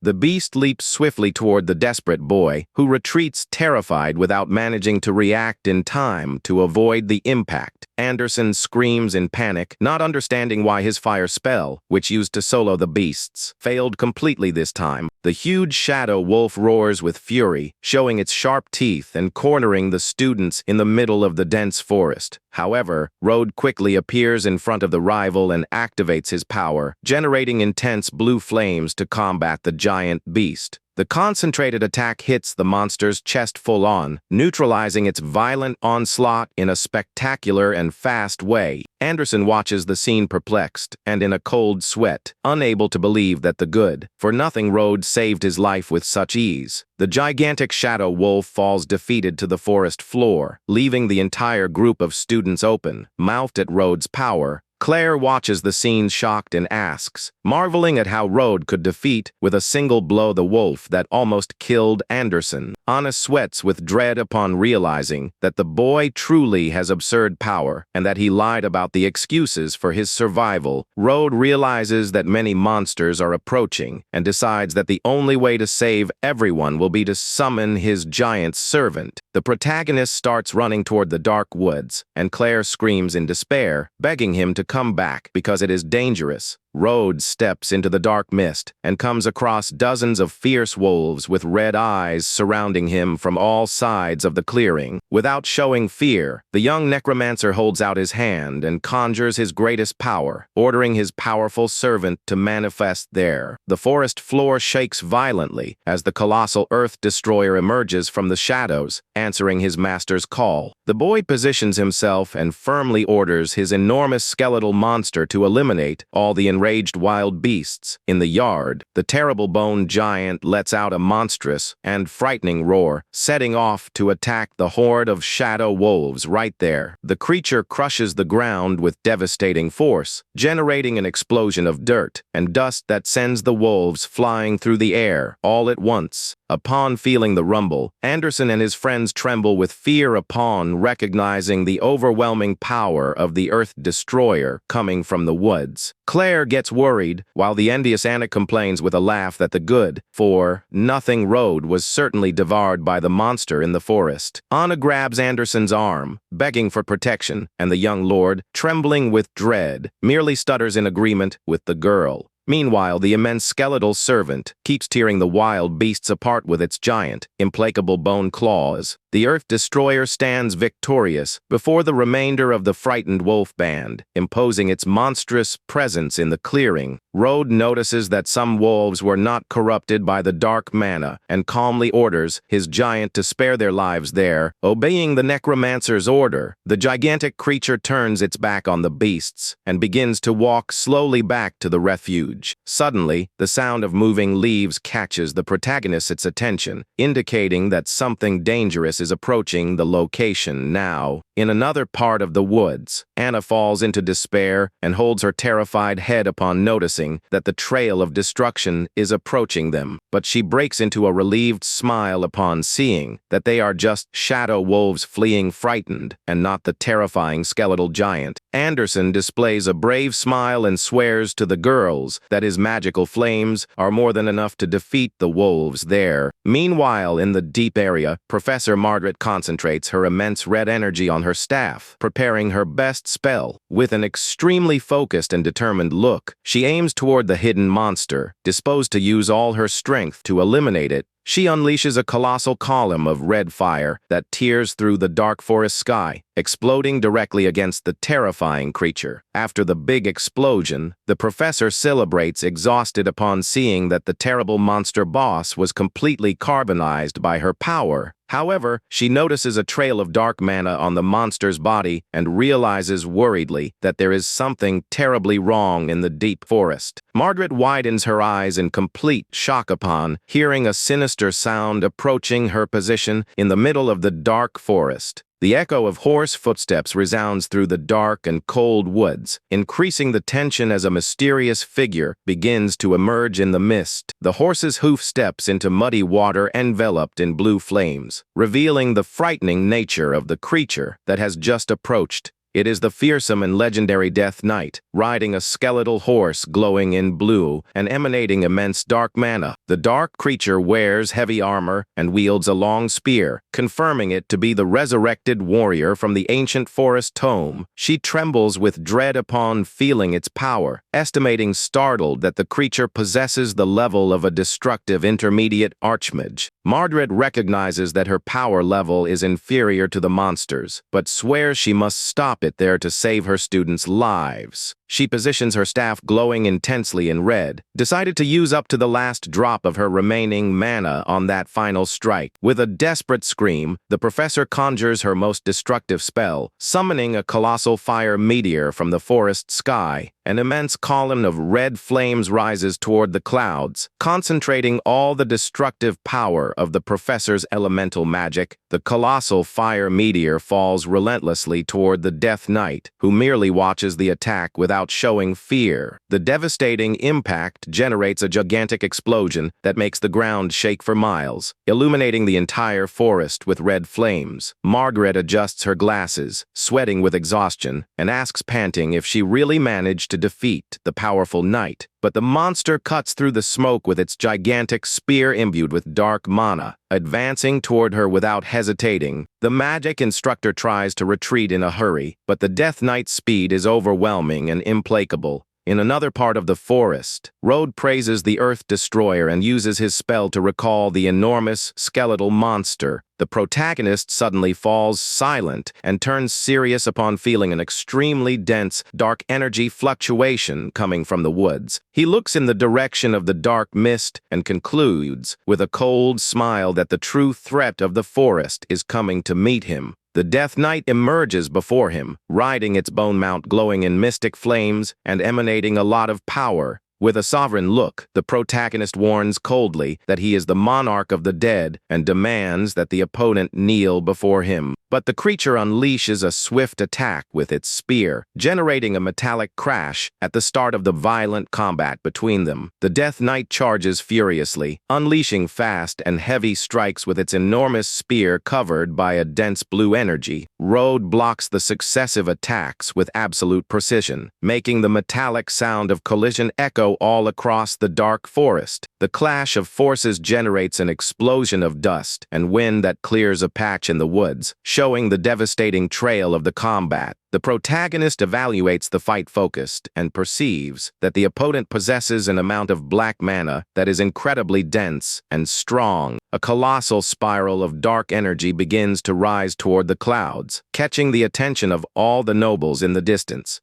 Claire trembles with dread upon feeling the immense pressure of the rising power and confesses that her body simply cannot stop shaking. Anderson points tensely to the light and comments, sweating, that the explosion occurred right in the direction where the good-for-nothing road ran off alone. The spiral of death energy keeps spinning spectacularly over the clearing, creating a devastating magical storm in the woods. Fallen and injured on the ground, Professor Margaret watches the smoke with immense concern. With no strength left to manage to stand up and fight, she remembers with despair that the students' carriages are right in the direction of the monster's route and tries to move at any cost. Back to the combat, Road positions himself with his iron sword in hand before the knight, who stares down at him from atop his dark mount. The protagonist realizes that the monster instinctively seeks to hunt the strongest prey to evolve, and concludes that it made a bad choice of target. With a cold and deep look, Road says the creature's pathetic and promises to end its suffering using his true power. The Death Knight ignores the warning and raises its giant spear, preparing to deliver a lethal strike to rip Road's body apart. Blue energy envelopes the monster with fury while its soul begins to emanate a frightening pressure under its captain's orders. The knight charges swiftly with its mount, activating its furious charge technique and shouting that it will never submit to Road's control. The monster runs toward the protagonist with absurd speed that makes the earth and tree leaves tremble under the weight of the attack. The boy dodges with mastery, knowing he cannot clash head-on with the creature in a direct physical way due to his current level. He focuses his dark mana and conjures the secret necromancy art of memory echo to manipulate the mind of that ancient undead hero. An immense blue illusion begins to manifest in the room, enveloping the knight's mind and forcing him to relive his old memories. The monster's mind is transported to an old bloody battlefield from the primordial era, created exclusively by Road's magic. Totally trapped in the illusion, the Death Knight weakens his grip on his mount's reins while his mana begins to fluctuate wildly. He sees himself surrounded by thousands of iron soldiers who fall chaotically around him as he relives the moments of pain from his death. The monster lets out a desperate roar of agony and hatred upon realizing he was cornered in the clearing by the protagonist's illusionary technique. Two immense blue eyes glowing in mana emerge in the sky of the illusion, and Road warns coldly that that grave will be his final destination. Road evaluates the opponent's power level seriously, knowing the knight is weakened, but trusts in the victory of his strong servant. The imposing spirit of the legendary swordsman materializes in the air, wielding his colossal illuminated sword under his sovereign's orders. The glowing-eyed servant swears absolute loyalty to the protagonist and guarantees with respect that he will kill the terrible opponent without any hesitation. Totally insane due to the memory echo, the Death Knight transforms into a combat machine and sets off for the final charge right there. Bon Crown Blade Seat unleashes a perfect and devastating semicircular slash, creating a wave of blue energy that cuts through the air with extreme speed. The brutal impact between the gigantic blades generates a violent rumble, shaking the surrounding trees and cracking the clearing's stone ground. The Death Knight's bone spear is swatted away with overwhelming power due to the destructive force of Bon Crown Blade Seat's swordsmanship strike. The clash of forces generates a magnificent explosion of blue energy that shatters the clearing's rocks and kicks up an immense dust curtain right there. The two ghost warriors engage in a frantic exchange of fast and precise strikes with their weapons, illuminating the entire dark forest. The ground is completely cracked by the incredible magical pressure unleashed by the giant's battle, collapsing part of the dense forest terrain. Bone Crown Blade Seat moves like a swift blur and unleashes a perfect diagonal slash against the knight's heavy armor in the combat. A sharp sound of breaking metal echoes when the strike hits the opponent's spear, which cracks entirely due to the absurd force of the impact right there.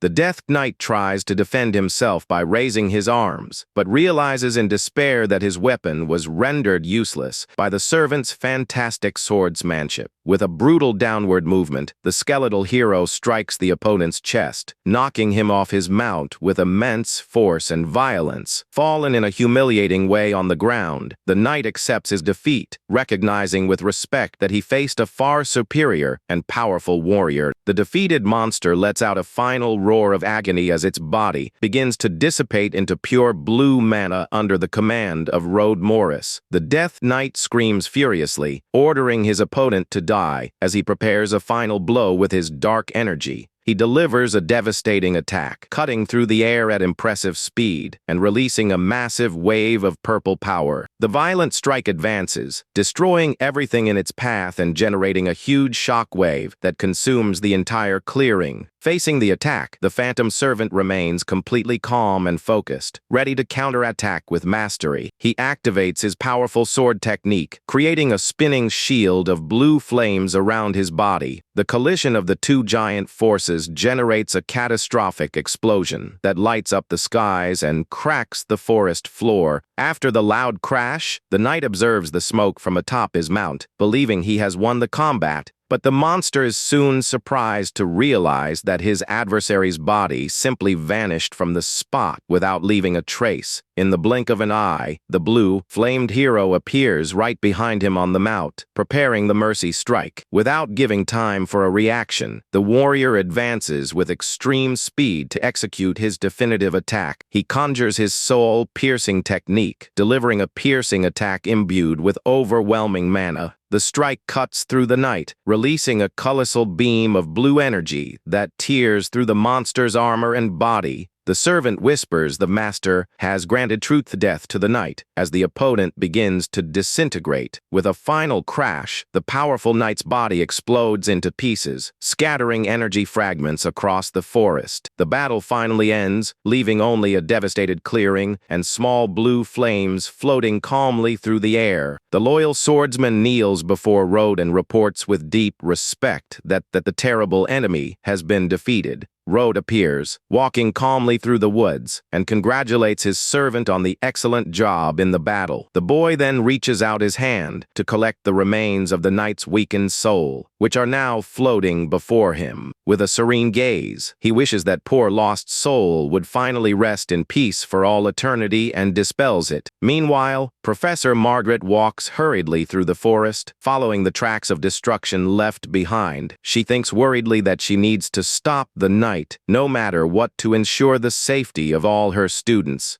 Suddenly, she stops and widens her eyes, in complete shock upon spotting something totally unexpected in the clearing ahead. She spots Road standing in the middle of a huge, devastated, and barren landscape, unable to believe what she is seeing. Margaret is incredulous to realize that the young man standing there at the center of all that destruction is none other than Road Morris. She notices that the evil aura has completely vanished at that spot and wonders if the boy could have been responsible for killing him. Road turns around, feigning innocence, and says he is extremely relieved to see that she managed to escape safely. The professor approaches and asks anxiously if he happened to see a headless knight revived by black magic nearby. He lies, saying he saw no creature with that description, leaving Margaret even more confused by the state of the location. The boy explains that the area was already completely destroyed like that when he arrived following the forest wolves. She distrusts the answer because she doesn't sense any other powerful presence and wonders if he might be hiding his strength. Margaret decides to accept the justification for now and makes a point of thanking him on behalf of the entire student class. Road suggests leaving the thanks aside and warns that her torn clothes will end up worrying the other students.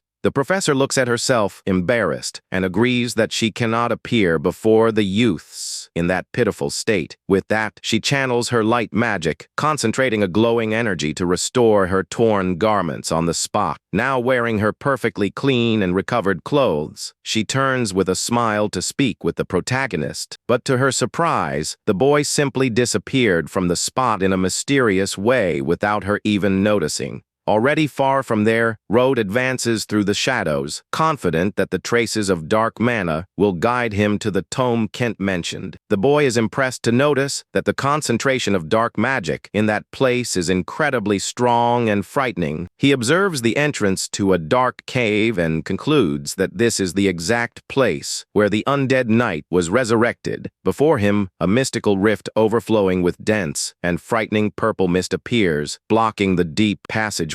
Without showing any fear, the protagonist simply crosses the purple magical barrier with total tranquility. Upon reaching the other side, he lets out a slight smile and murmurs, satisfied with finally having found his great objective. Before his eyes is revealed a gigantic blue summoning circle, glowing intensely in the middle of that ancient ruin. Road makes a quick movement, dispersing the residual energies and approaching the center of that mysterious place. With authority in his voice, he orders the shadows and lesser spirits to get away from there immediately, clearing the path. A crash echoes through the underground chamber as the protagonist's power completely dominates the gloomy environment. He examines the blue stones on the floor and realizes that someone used that artificial circle to revive the legendary warrior. The boy concludes that this conspiracy caused the out-of-control state in the forest, and that there is a mastermind acting secretly in the shadows. He picks up one of the magic stones and dismisses the amateur spell, stating that it is a true offense to necromancy. With a victorious smile, Road puts away the dark mana stones, knowing they will be extremely useful for his future plans. Margaret watches the students from afar, relieved to realize that the Death Knight did not reach them. She approaches, asking if everyone has finished their tasks, and warning that they will return to the academy as soon as everyone arrives. Claire warns worriedly that Road has not returned yet and tells that a terrible mana hurricane arose right after he entered the woods. The professor seeks to confirm the information by asking if the vortex really appeared after the boy ran into the forest. Margaret deduces that Road defeated the knight alone and remains pensive, trying to gauge how powerful the boy really is. Anderson mocks the protagonist, calling him a coward and suggesting he fled in fear upon feeling the frightening energy pressure. Serious, Professor Margaret cuts off the malicious comments, stating that Road will return soon and that everyone will leave together. Another boy mocks him, doubting that he will return, and comments laughing that the protagonist must have ended up in the belly of some fierce wolf. Anderson takes the opportunity to question the professor about the mysterious energy explosion and the strange behavior of the forest wolves. Margaret downplays the occurrence, explaining that it was just a common energy eruption and guarantees that the forest is now completely safe. Anderson boasts mentally, thinking Road just got lucky earlier and swearing he could do the same thing in a much superior way. The protagonist reappears, walking calmly, while Anderson mocks him, calling him a cowardly deserter in front of everyone. Claire runs over worriedly to ask if he is okay, and Road responds calmly, assuring her that he is perfectly safe. Anderson is completely embarrassed and nervous upon realizing that his childish provocations were totally ignored by the boy. Margaret observes the protagonist closely in an intrigued manner, still trying to understand the mystery surrounding his true strength. Road hands over the wolf's claw as proof of his completed task and suggests that the group finally return to the Magic Academy. The professor notices that all the dark mana has vanished from the forest and strongly suspects that the boy was the one who destroyed the source of evil there. She shakes her head, smiling as she remembers that her top priority as an instructor is simply to protect each and every one of her students there. Margaret officially ends the day's practical class and instructs all the students to get ready for the trip back home. The school carriages travel back down the road toward the imposing and majestic academy that rises atop the green hill. Meanwhile, a mysterious hooded silhouette walks silently inside the underground ruins of the ancient tome. The intruder stops at the center of the destroyed large summoning circle, observing with attention the traces left at the location. He bends down to touch the stone floor and realizes with indignation that his special magical formation has been completely ruined. The hooded man deduces that the intruder, besides finding the base, also defeated the knight, and wonders if some Imperial Grandmaster did that. Consumed by fury, he swears with a frightening look that he will mercilessly eliminate anyone who tries to interfere with his future plans. The next day, activities return to normal inside the beautiful and calm main campus of the prestigious Royal Magic Academy. Rode walks thoughtfully, reflecting on what Margaret actually witnessed, and decides he will use the chance to ask about the Tier of Death. Upon arriving in the open hallways of the institution, he notices a large movement of people gathering at a certain spot. A young blonde student in a white uniform and elegant posture walks imposingly, catching the attention of everyone around him in the corridors. Several girls are completely charmed by his presence, commenting on how handsome he is and how different from ordinary frivolous nobles. Anderson observes the scene with deep irritation and disdain, venting his jealousy because of the military status the blonde boy's family holds. Rode approaches silently from behind and mockingly asks if he really hates the guy who just walked by that much. Anderson infuriates himself, claiming that he is the one who should be popular, and states that the young blonde is his greatest rival inside the school. The protagonist reflects mentally, remembering that in his past life he used to envy that boy, but realizes that now it doesn't matter. Suddenly, firm footsteps echo through the hallway, catching the attention of the group of boys, who were chatting distractedly over there. The young blonde stops in front of them and asks with a cold politeness to please make room in the path so he can pass freely. Anderson arrogantly refuses to make space and demands that the blonde rival be the one to move out of the way, generating immediate tension.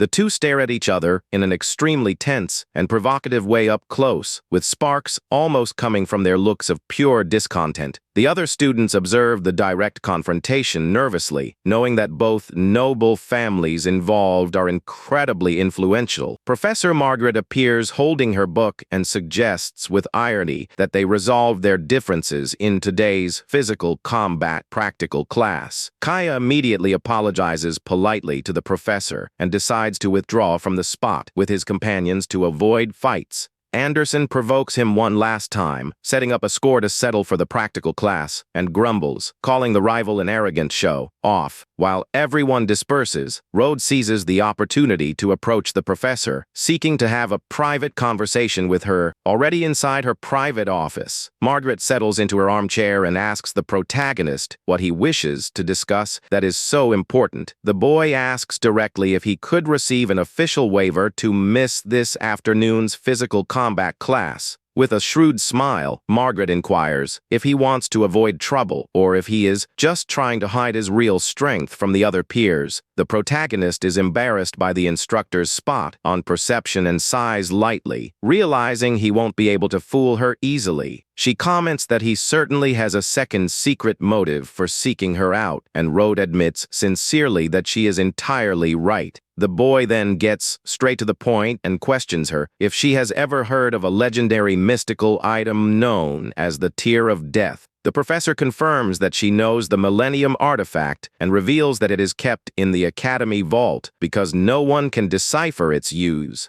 Margaret stares at him in surprise and asks out loud if he really wishes to obtain the Tier of Death. With total seriousness and determination, the protagonist simply confirms his desire, saying yes to her. She apologizes in a friendly manner, revealing that unfortunately she does not have the authority to remove the valuable item from the vault. Rhodes is thoughtful upon hearing the answer, but the professor soon suggests a special condition to help him get. Margaret promises to introduce him to an influential former professor as long as the boy participates in the practical class and shows his real strength. The protagonist lets out a slight ironic smile, mentally surprised by that teacher's cleverness and persistence. Without many options to get the artifact, Rhodes ends up yielding to the agreement and accepts to participate in the physical combat class. Later, in the large training arena, the academy students are already starting to gather for the start of the practical activities. Eleanor, a beautiful silver-haired young woman, stretches her muscles gracefully, catching everyone's attention on the court. The boys whisper in amazement at her beauty and comment in murmurs about the mysterious and influential family she belongs to. The crowd notices when young Master Kaya starts walking toward the girl, fueling the rumors about them even more. He approaches with a friendly smile, greeting the young woman and asking politely how her grandfather's health is. Alinder thanks the kindness with sympathy and responds cheerfully that the old man has been doing very well lately, but suddenly she spots someone walking in the back of the gym and widens her eyes upon recognizing her true master.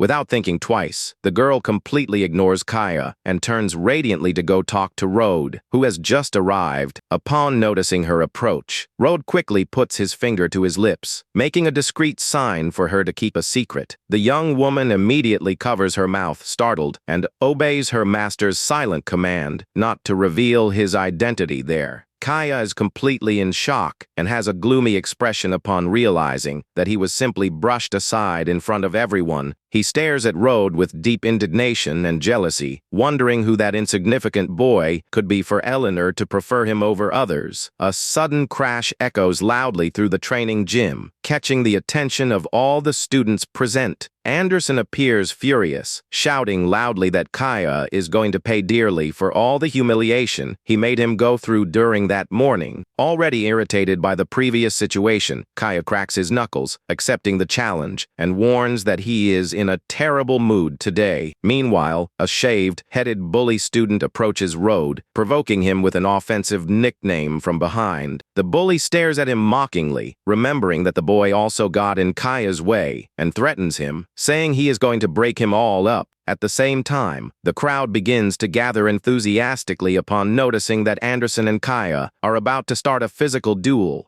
The instructor positions himself in the center of the arena and warns that he doesn't want to know what personal grudges exist between the two. He dictates the rules of the venue firmly, recalling that any use of attack magic is strictly prohibited during sparring. With a malicious smile, Anderson reinforces his request to fight Kaya, guaranteeing that he is as good at physical combat as he is at magic. The professor questions whether the young blonde agrees to accept the direct clash, and Kaya simply confirms without hesitation. Anderson flashes a macabre smile while Kaya warns him dryly not to complain about the consequences of what comes next. The two assume their starting positions, and Anderson provokes by saying he wants to see the rival maintain his superior attitude after eating dust. The female students squeeze through the crowd, worried, and comment with Claire about the dangerous duel about to start right in the middle. One of the female students confesses her fear, explaining that Kaya trained advanced military combat tactics directly with his older brother. Anderson advances furiously, shouting that he had been waiting so long for that chance to break that arrogant opponent's teeth. Totally focused and in absolute silence, Kaya just waits for the opponent's violent approach with a perfect combat guard. Anderson delivers a fast and aggressive blow with all his strength, but the blonde adversary dodges with extreme ease and mastery. Taking advantage of the opening left in the attack, Kaya counterattacks in a surgical and relentless way, landing a well-placed hit on the opponent.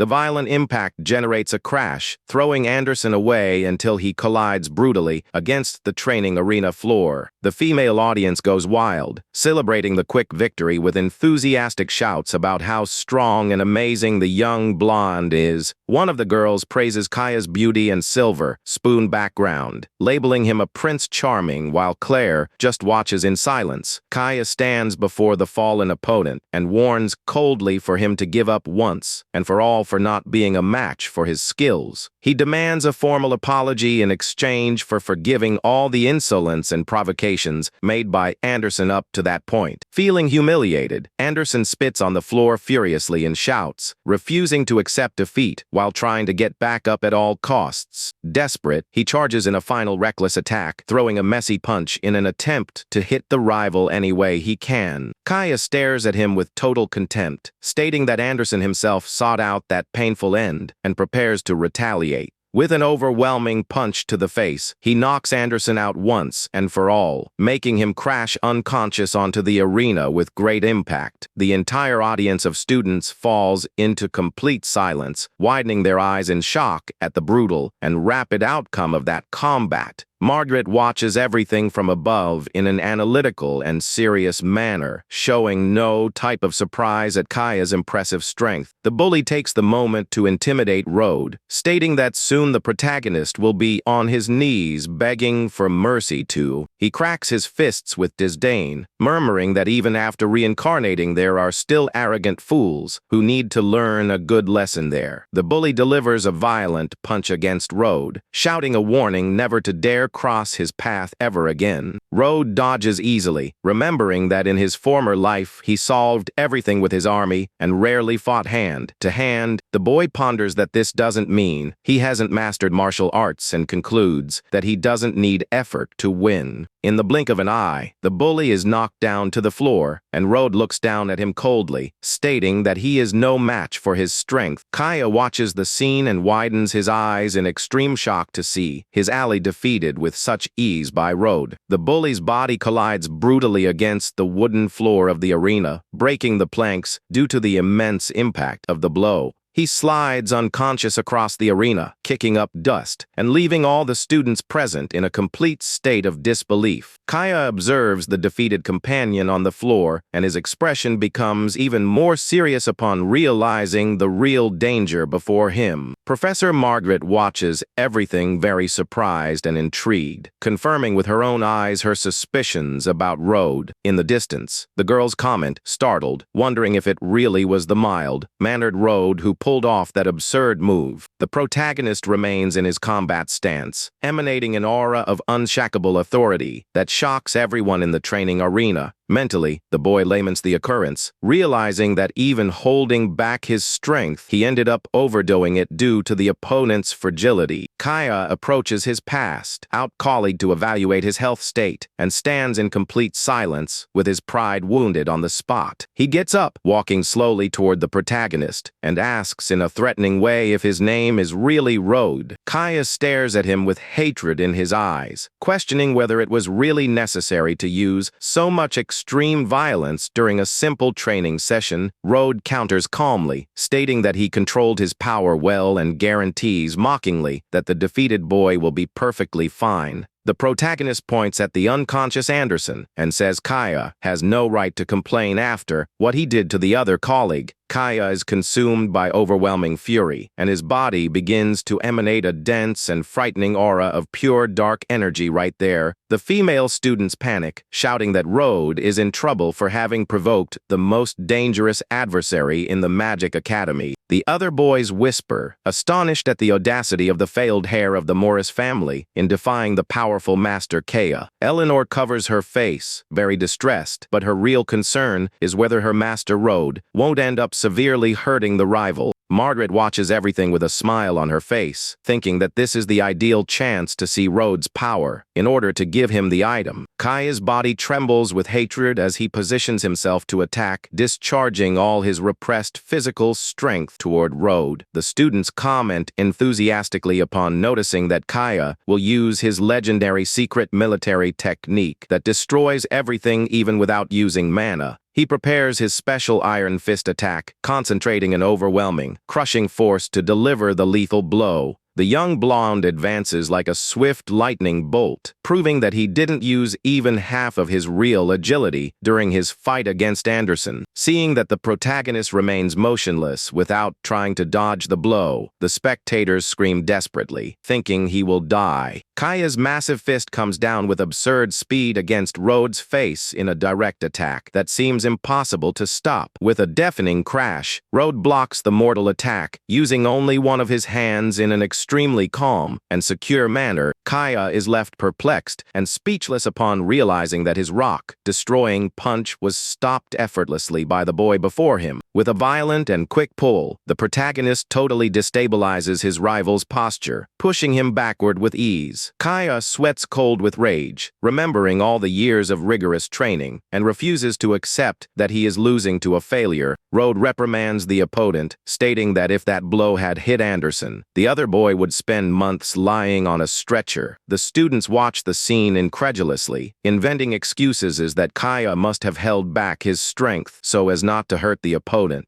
while the crowd defends him. Kaya ignores the comments and once again concentrates his dark aura with even more fury to attack again. He roars, unleashing his chain fist technique, preparing a devastating sequence of rapid punches against the boy. A furious storm of rapid punches advances toward Road, covering his entire field of vision with insane speed right there. Road observes the frenetic onslaught with total coldness, evaluating mentally that the blonde opponent should withstand a counterattack well. The protagonist clenches his right fist, concentrating an absurd amount of physical strength to prepare the definitive response blow. An absurd crash shakes the entire training arena when Road delivers a direct punch, generating a massive shockwave in the air. With his eyes glowing intensely, the protagonist ponders whether he should increase the intensity of his strength a bit more to finish the fight. The fanatic cheering crowd continues screaming and supporting Kaya, anxious to see the arrogant opponent destroyed once and for all.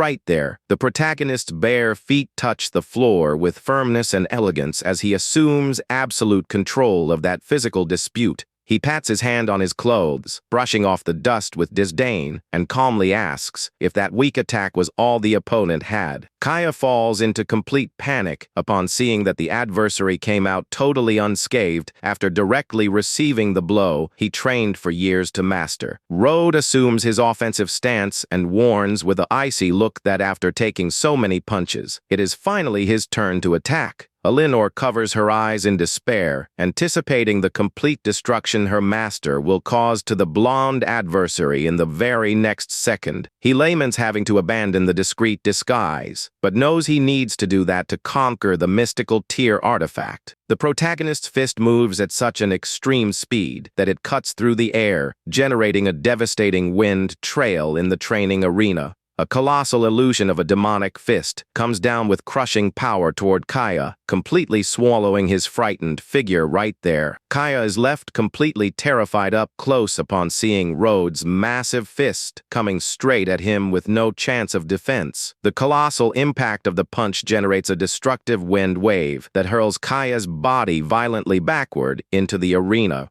With a devastating crash, the young blonde collides against the bleacher wall, destroying the structure with the impact of the blow. He collapses completely unconscious on the floor with a bloody face after directly receiving Road's overwhelming power. The female students watch the scene stupefied, unable to believe that the guy considered useless defeated the school's strongest prodigy. Claire watches the scene shocked and finally realizes that the strength Road showed in the tavern that day wasn't just a stroke of luck. Other female students run distressed to tend to Kaya while shouting at Road, accusing him of acting maliciously. In a simple training session, the noble boys gather to curse the protagonist, claiming that Kaya would never lose to him in a real, true battle. The group demands that Road apologize immediately, insulting him for having been expelled from his own noble family because of his attitude. With an icy gaze, the boy reflects that in his past life he would have already sent his undead army to eliminate all the annoying ones. But before he does anything, Eleanor gives a shout of enough, ordering imposingly that everyone shut their mouths immediately right there on the spot. Road turns around, surprised, to observe the girl who decided to intervene in the discussion in his defense before the entire class of students. She rages furiously, questioning who they think they are to judge the attitudes and immense power of young Master Road. Like that, the young blonde argues that if Kaya's blows had hit anyone else, they would be dead, and tells the weaklings not to embarrass themselves. The students are left totally perplexed and whisper, not understanding the reason Eleanor is defending the excluded guy tooth and nail. Without caring about the gossip, she firmly grips Road's arm, calling him with respect and deciding to get him out of that environment right away. Eleanor pulls him out of the arena, saying out loud for him not to waste his precious time with that kind of insignificant people. Under the watchful gaze of everyone present in the gym, the two walk calmly toward the exit of the training facilities. Kaya begins to regain consciousness with difficulty and swears furiously to take revenge on the protagonist with a lot of hatred in his heart. Observing the doe's exit from the top of the bleachers, Professor Margaret maintains a pensive and very focused countenance on what she saw. She smiles, satisfied, confirming her suspicions that the boy's power surpasses the imaginable, and decides to introduce him to the old professor, Already inside an elegant and luxurious palace, Rode questions the young woman if that attitude of confronting the others really won't cause trouble. He reminds her that her influential family has good relations with Kaya's allies and fears that this might harm their status at court. The young woman dismisses it with a cute smile, stating that in reality she never supported that stuck-up kid, let alone his family. She swears absolute loyalty, saying that her entire influential dynasty supports Rode and will cut ties with whoever he dislikes at court. The boy stares at her curiously and asks if she is absolutely sure that making such a serious and drastic decision like that is okay. She smiles cheerfully, explaining that thanks to his help her grandfather recovered his health and their clan is not afraid of suffering retaliation from rivals. The protagonist then pulls the glowing blue stone from his pocket and warns that he will need her clan's help to investigate something mysterious. He explains that someone is using black magic to conspire in the shadows, and the young woman guarantees that her entire influential house will act under his orders. In another part of the city, inside a dark and silent room, Kaya finds himself depressed and pensive after the shameful defeat. He contacts his older brother through a magical projection, desperately begging for help to take revenge on the rival. The imposingly built older brother listens attentively as Kaya reports furiously all the public humiliation he suffered from Rode. The blonde youth continues to instigate his stronger brother by focusing on the intimate closeness Eleanor showed toward the despicable Rode. The imposing armored warrior reflects seriously on the gravity of the situation and murmurs back, stating that he has understood the problem. With his gaze glowing red, the warrior promises to send a dangerous and feared assassin who will be passing through the region to help him. Kaya reacts euphorically upon confirming that it is the fearsome and relentless mercenary known throughout the empire by the terrible moniker of Dire Wolf. A malicious smile appears on Kaya's face as he celebrates cheerfully, guaranteeing that with the mercenary's help, Rode will be wiped off the earth forever. Sometime later, in another sector of the prestigious institution, an elegant wooden office door opens smoothly in the hallway. The young protagonist steps inside Professor Margaret's private room, seeking to follow through on the agreement they made previously about the item. Margaret turns around smiling and praises his exhibition in the arena, confessing that his fantastic victory confirmed her suspicions about the forest once and for all. Rode smiles calmly, brushing it off modestly, and says he only fought seriously to be able to secure the artifact he needs so much. She explains that the coveted artifact is in the possession of an elderly tutor and invites him to accompany her to the man's private laboratory. The professor instructs the young boy to prepare himself well mentally, as the former tutor is known for possessing a very unstable and difficult temperament.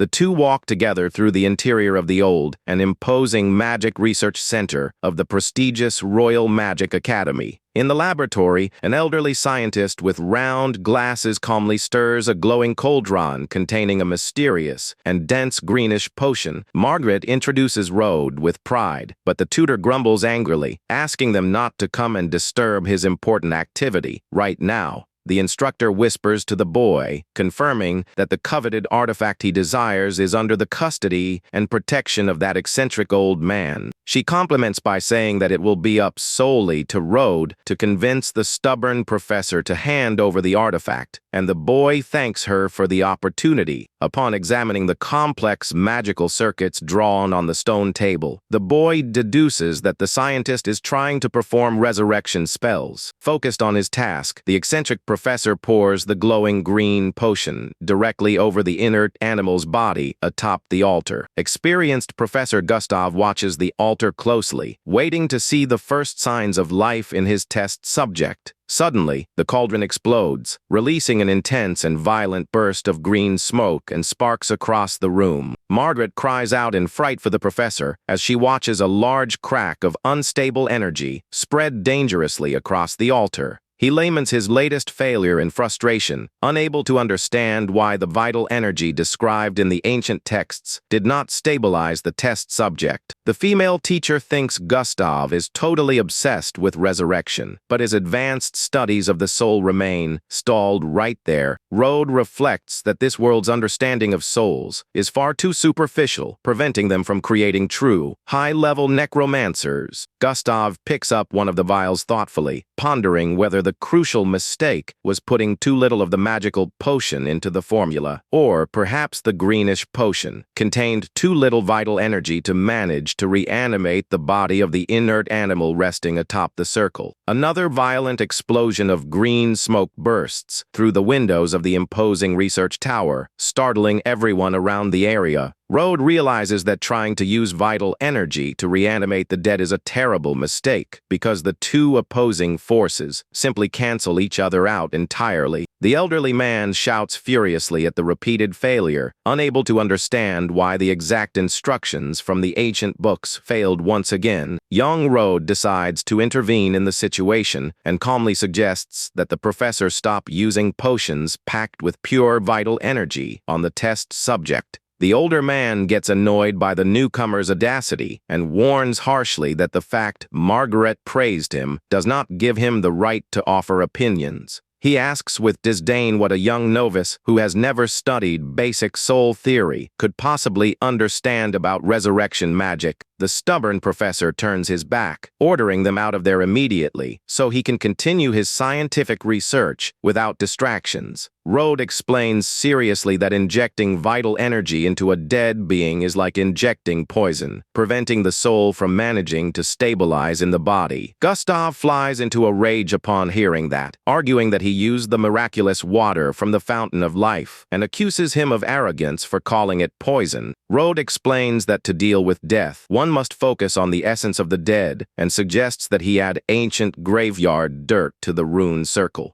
Margaret panics in silence, calling Rode crazy for contradicting the theories of the proud and temperamental professor at that moment. However, the experienced tutor is left completely paralyzed and thoughtful as he reflects deeply on the innovative theory spoken by the young novice. Determined to test the idea, he collects a handful of ancient graveyard dirt and carefully pours it over the magic circle and the inert body. The very next second, the feline's body begins to float in the air, wrapped in a bright and stable mystic energy that radiates a strong presence. The older man's eyes widen, overcome by immense hope as he realizes his millennial research is finally about to achieve a major triumph. Margaret is extremely stunned as she watches that impressive change in the test subject, unable to believe that Rode's suggestion worked. Rode reflects in silence, knowing that because that soul had been scattered for a long time, a much higher level of necromancy would be necessary. He secretly decides to use a bit of his true dark power to guide the lost soul back into the feline's body on the stone table. The protagonist's gaze shines brightly as he evokes his absolute monarch authority to summon the animal's spirit back. The glowing beams of energy converge perfectly and in a coordinated manner toward the small body, establishing the final bond of life there. Under Rode's supreme command, the soul is successfully restored, causing the feline's bright green eyes to open full of vitality. The feline lets out a tender meow and walks on its feet across the table, although the protagonist knows the spell will last for a maximum of 7 days there. Gustav and Margaret stare at the miracle with wide eyes and open mouths, unable to contain their sheer astonishment at the boy's success.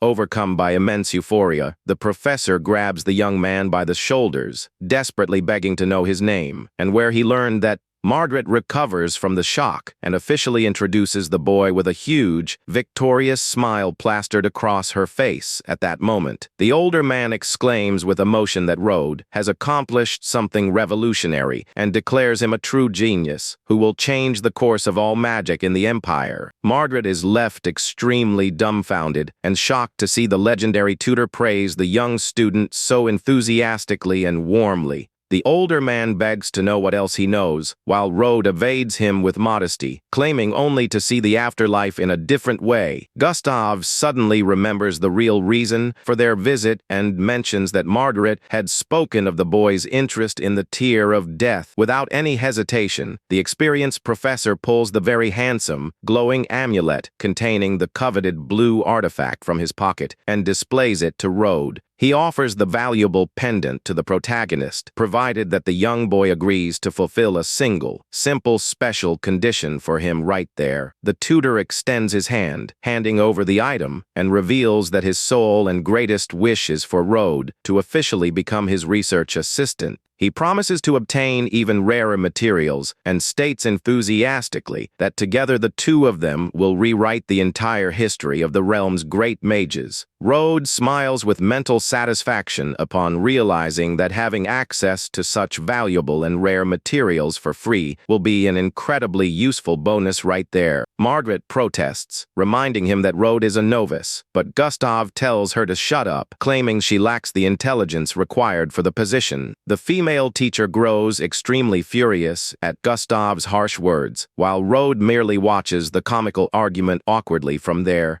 The boy bows politely, accepting the generous offer, and states that it will be a true honor to be able to collaborate on the scientist's research. He celebrates inwardly, knowing that having an official title and free access to the private laboratory will make his future goals much easier. The professor extends his hand, handing over a very handsome golden key, and warns that the boy will be able to make use of that laboratory whenever he wishes. He adds proudly that the mystic key will also serve as the free pass that proves his new and prestigious identity as an assistant. Margaret sweats nervously upon realizing that her quiet student has suddenly become her equal, ranking coworker, and wonders how that happened. 2 days pass peacefully until night falls over the busy Crystal Tavern, illuminating the quiet stone residential street. Sitting comfortably in the tavern, young Kaya takes a sip of his wine. Silently awaiting his ally's arrival, the butler enters the private room, warning that the fearsome man he was waiting for so eagerly has finally arrived at the location.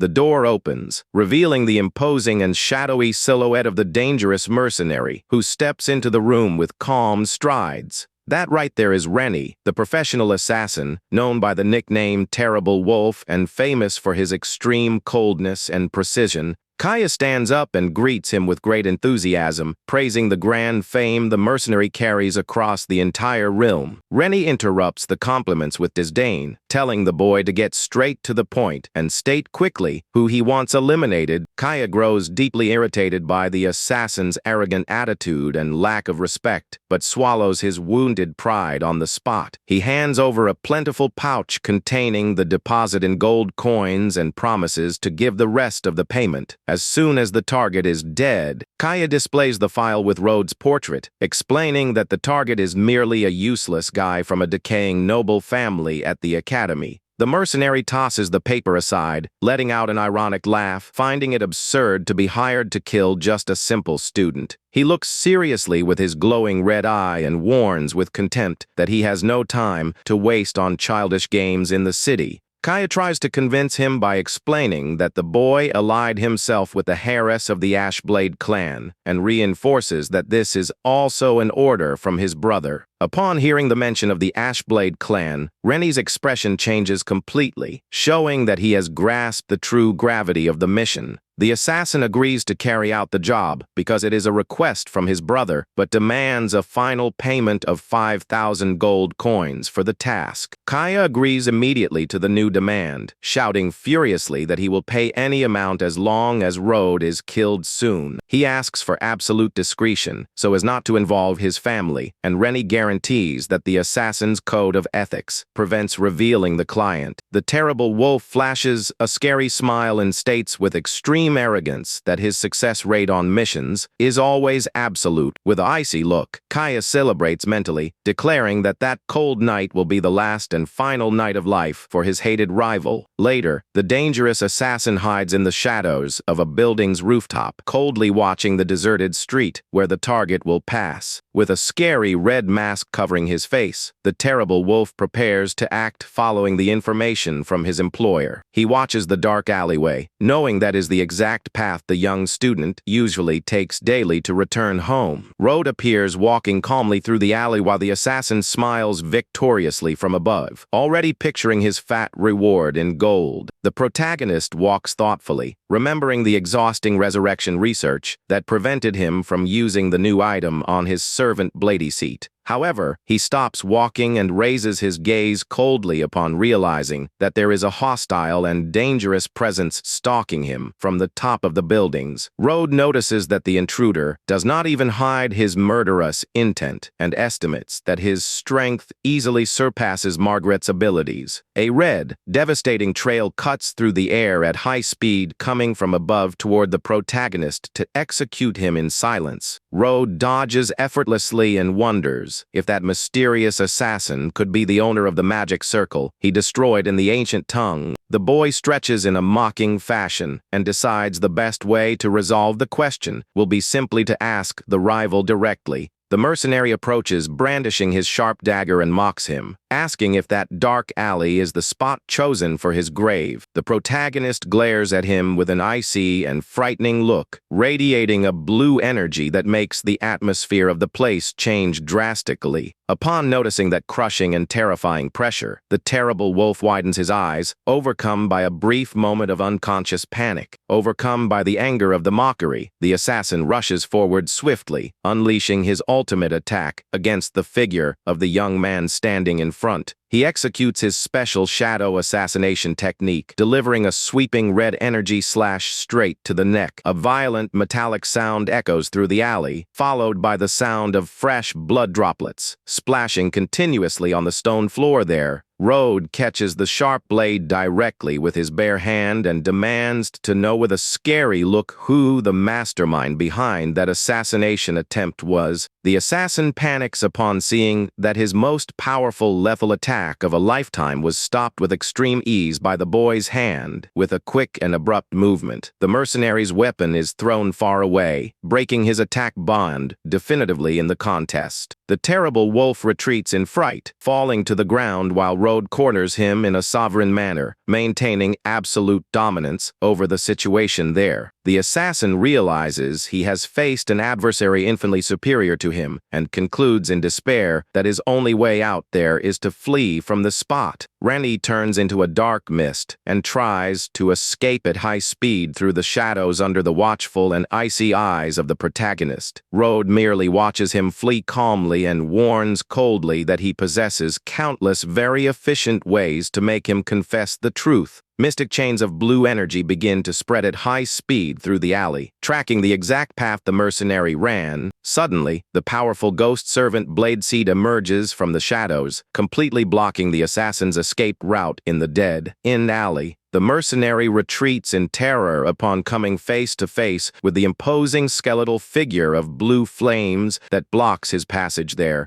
Without giving any chance for reaction, the loyal servant moves forward silently, immobilizing the assassin from behind with surgical precision. A powerful and sweeping punch hits Rennie's stomach, making him spit blood and completely lose his breath from the force of the impact. The loyal swordsman lifts the beaten assassin's body from behind while Road approaches and asks calmly if he is ready. The mercenary spits blood furiously and threatens Road, saying the boy will regret it bitterly if he doesn't let him go immediately right then and there. Road simply stares at him with total contempt and warns that if he refuses to confess, he will use much worse methods to get the information. The protagonist extends his right hand, conjuring his special soul manipulation spell to extract the truth by force from his mind. The protagonist activates his forbidden necromancy art of memory echo to invade the assassin's mind without any mercy. Immediately, the memories of the moment when Kaya ordered Road's assassination out of sheer revenge emerge clearly before him. Upon discovering the truth, Road concludes with disdain that Kaya's proud family is literally digging their own grave right there. The injured assassin begs desperately for mercy, threatening that his brother Bruce will never forgive him if anything happens to him. Without caring, Rode warns with extreme coldness that it won't be long before their entire family is completely wiped off the map.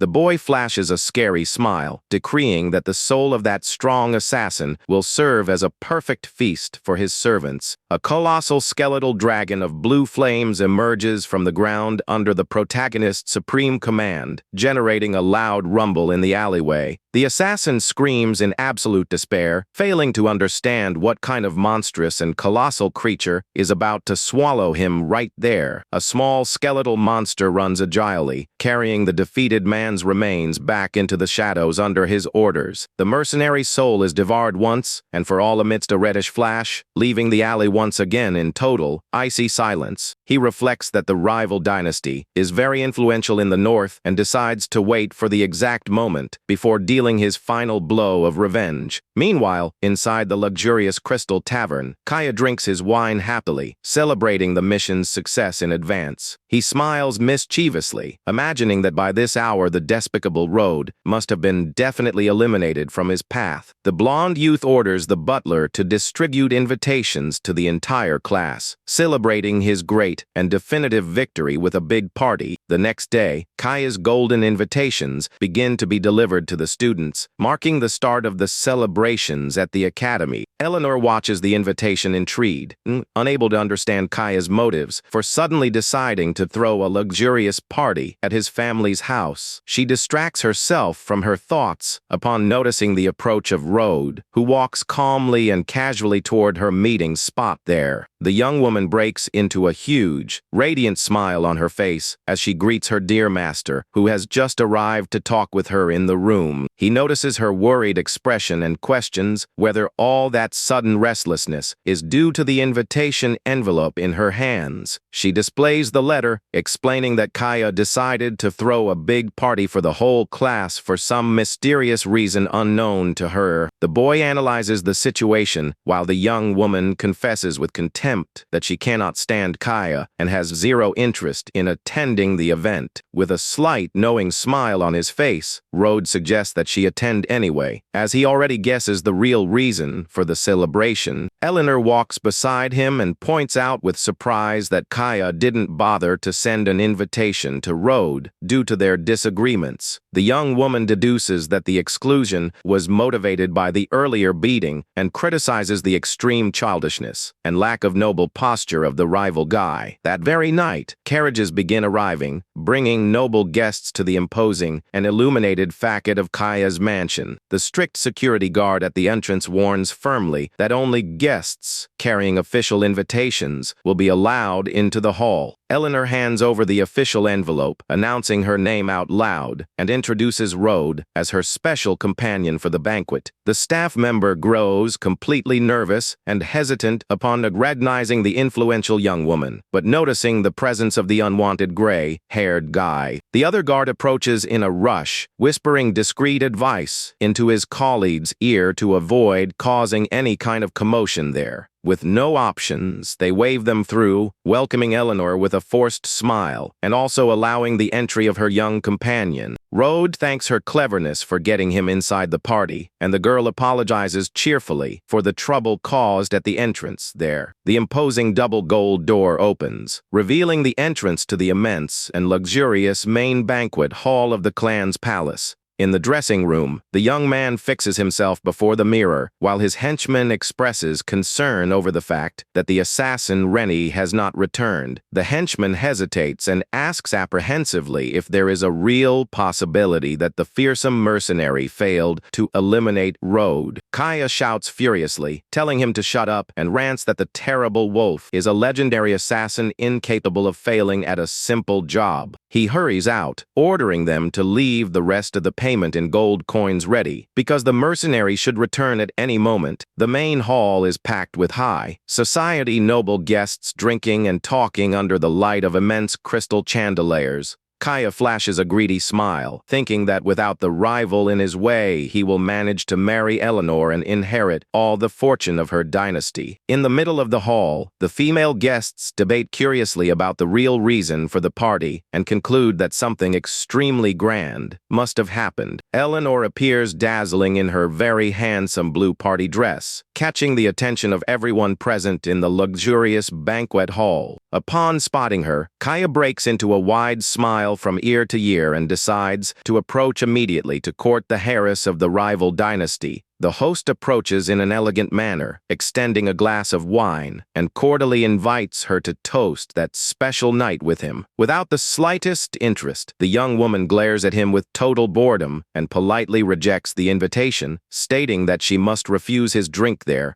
Kaya is left disconcerted, but a mysterious voice coming right behind him ironically offers to toast with the young host in the hall. The blonde widens his eyes insanely, breaking into a cold sweat upon immediately recognizing that icy voice he never expected to hear again. The protagonist reveals himself standing, smiling cynically with glowing eyes, and asks mockingly if they are not going to toast together there anymore. In complete terror and despair, Kaya completely loses his balance and crashes backward, knocking bottles and chairs onto the party's floor. Fallen on the floor, the host points a finger trembling with dread toward the protagonist, screaming desperately whether he is a human or a ghost. Rode walks calmly toward him, looking down at him with total contempt, and asks coldly what the blonde rival thinks about that. Kaya sweats from panic, unable to accept that he is alive, and questions himself mentally in complete despair where the assassin Rennie could be. With a serene gaze, Rode repeats the assassin's name and asks if he is referring to the man who tried to attack him on the road. Suddenly, the boy nonchalantly tosses the shattered remains of the dagger that belonged to the dangerous mercenary onto the floor.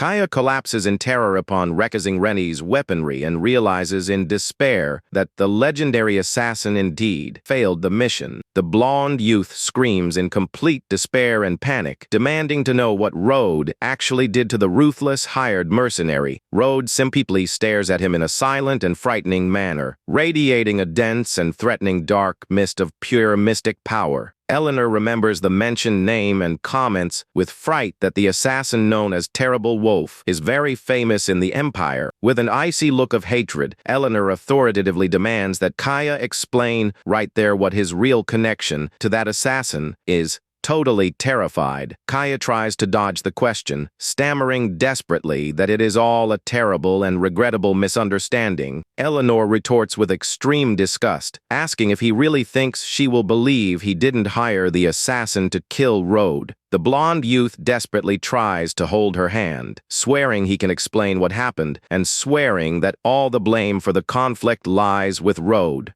But the heiress of the powerful Ashblade house interrupts him with a furious scream, ordering him to shut his mouth immediately right there. Eleanor confesses her contempt for the lame excuses and exposes that the secret party was held exclusively to celebrate Rode's death. She warns solemnly that she spoke with her grandfather and decrees the definitive end of any kind of alliance between the two dynasties. Starting from there, Kaya grits his teeth in hatred, furiously blaming the protagonist for completely ruining the entire reputation of his noble family. Without paying any more attention to the rival, the young woman turns her back and invites the boy to leave that regrettable party once and for all. The female students watch the scene dumbfounded, confused to see the heiress cut ties with Kaya because of the guy considered insignificant. Claire watches their departure looking very thoughtful and sad, confessing in whispers that that guy doesn't look anything like the Rode she knew. Under the starry night sky, the pair calmly descends the long stone staircase of the palace, leaving the property behind. Eleanor rants irritably about Kaya's audacity and praises the boy, stating that those fools would never understand Rode's true power. She ponders that the assassin was far too strong to take orders from Kaya and questions whether the entire Shadow Thorn family might be involved in this.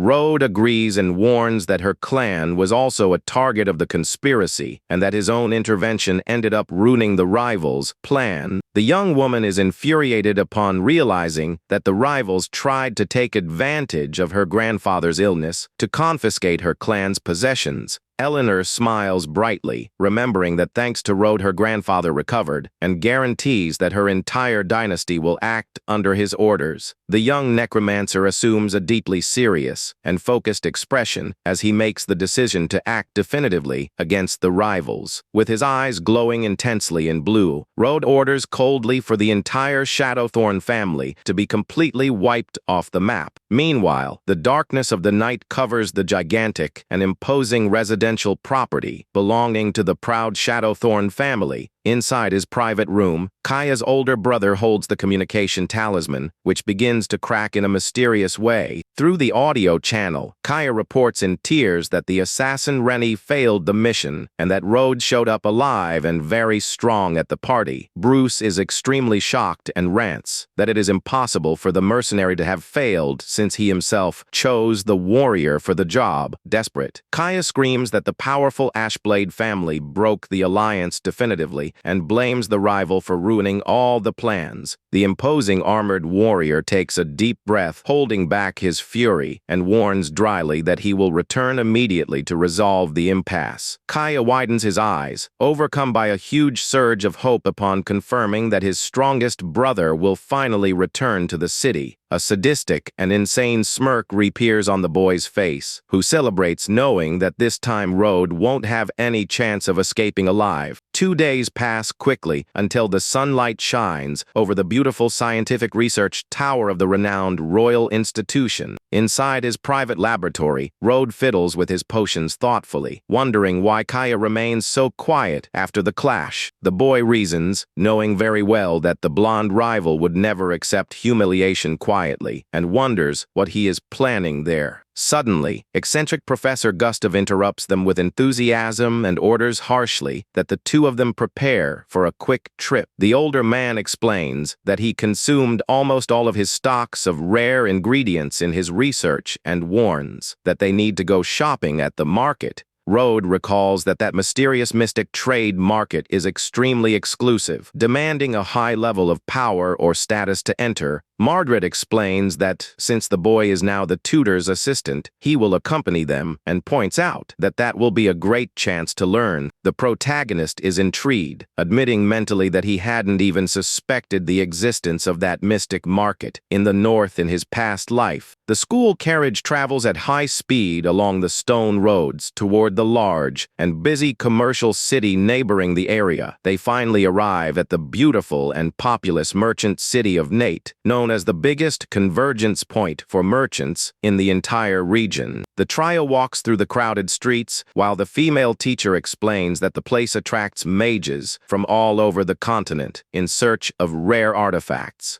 They stopped in front of the sumptuous and imposing main building that houses the city's prestigious and exclusive magical transaction fair. The bald security guard of the place watches their approach with extreme attention upon recognizing the figure of the famous court scientist. He immediately bows respectfully and extends a warm welcome to Professor Gustav, opening the building's entrance right there on the spot. The boy notices the tutor's prestige and wonders if he will manage to find the necessary ingredients to unlock the power of his new pendant. Already inside the sumptuous hall, the general manager of the market introduces himself politely and places himself entirely at their disposal for assistance. The older man dismisses the formalities with impatience, demanding to be taken straight to the main vault, since he has no interest in cheap merchandise. The market manager agrees nervously and asks the noble visitors to accompany him to the restricted area of the sumptuous vault. Upon entering the imposing and private room, the manager kindly invites them to feel completely at ease to look at the items. But Professor Gustav waves dismissively, stating with zero patience that he has not the slightest interest in any of those goods. He demands harshly that they bring rare ingredients rich in vital energy and also funerary materials from ancient graves. Rode observes in silence a glowing blue bone inside a vial, evaluating that it is an unusual item, but nothing all that spectacular. He sighs lightly with disappointment upon noticing that the prestigious mystic market holds nothing revolutionary for his needs. He ponders that legendary, tier artifacts that truly change the fate of the world are extremely difficult to find at ordinary fairs. Margaret hears raised voices and Professor Gustav shouting furiously at another elderly man, disputing the purchase of a mysterious crystal. Margaret explains quickly to Rode that the rival fighting there is Professor Ball, Gustav's great historical nemesis. Before them, an immense and valuable greenish crystal shines intensely, radiating an aura of pure vitality that fascinates those present. But upon looking closely, Rode realizes immediately that that beautiful greenish crystal is actually just a very well-crafted fake right there. Ignoring the others, Gustav continues cursing his rival Ball as a vulture, accusing him of always trying to steal everything that catches his interest. Ball simply smiles in a sadistic and mocking way, replying that in the market, whoever makes the payment first is the one who has the right to take it. The proud Professor Gustav turns red with anger, shaking his fists, unable to contain his hatred for the eternal adversary's provocations. Rode steps closer and warns directly that that vitality gemstone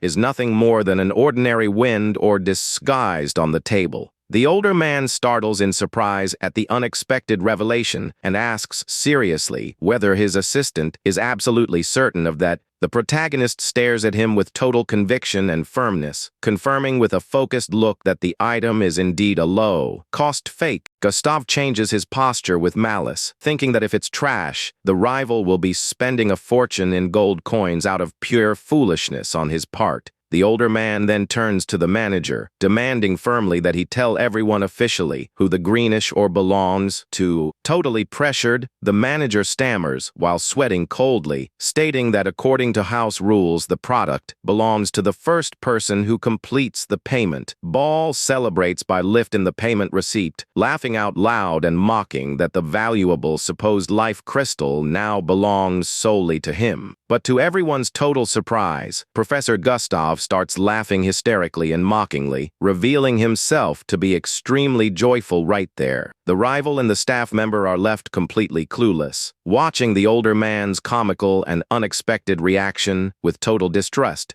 Ball glares at him confused, strongly suspecting the adversary's mockery, feeling that there is something very wrong behind that sudden joy of his. Gustav, as fun and ironically, congratulates the rival for having wasted a true fortune of coins on a mere worthless wind ore. All of Ball's arrogance vanishes on the spot upon hearing the mockery, and he widens his eyes in dread, while the manager also stands speechless nearby. The rival tries to disguise the panic by laughing loudly, and accuses Gustav of having gone completely mad for failing to accept defeat with dignity. He displays the glowing stone, stating that the immense vital energy and the mystic glow prove that is indeed a legitimate life crystal right there. The manager backs Ball up, asking for respect for the establishment and guaranteeing firmly that official appraisers proved the crystal's authenticity. Rode decides to step forward with total calm and tranquility and asks his proud professor not to worry about those insults.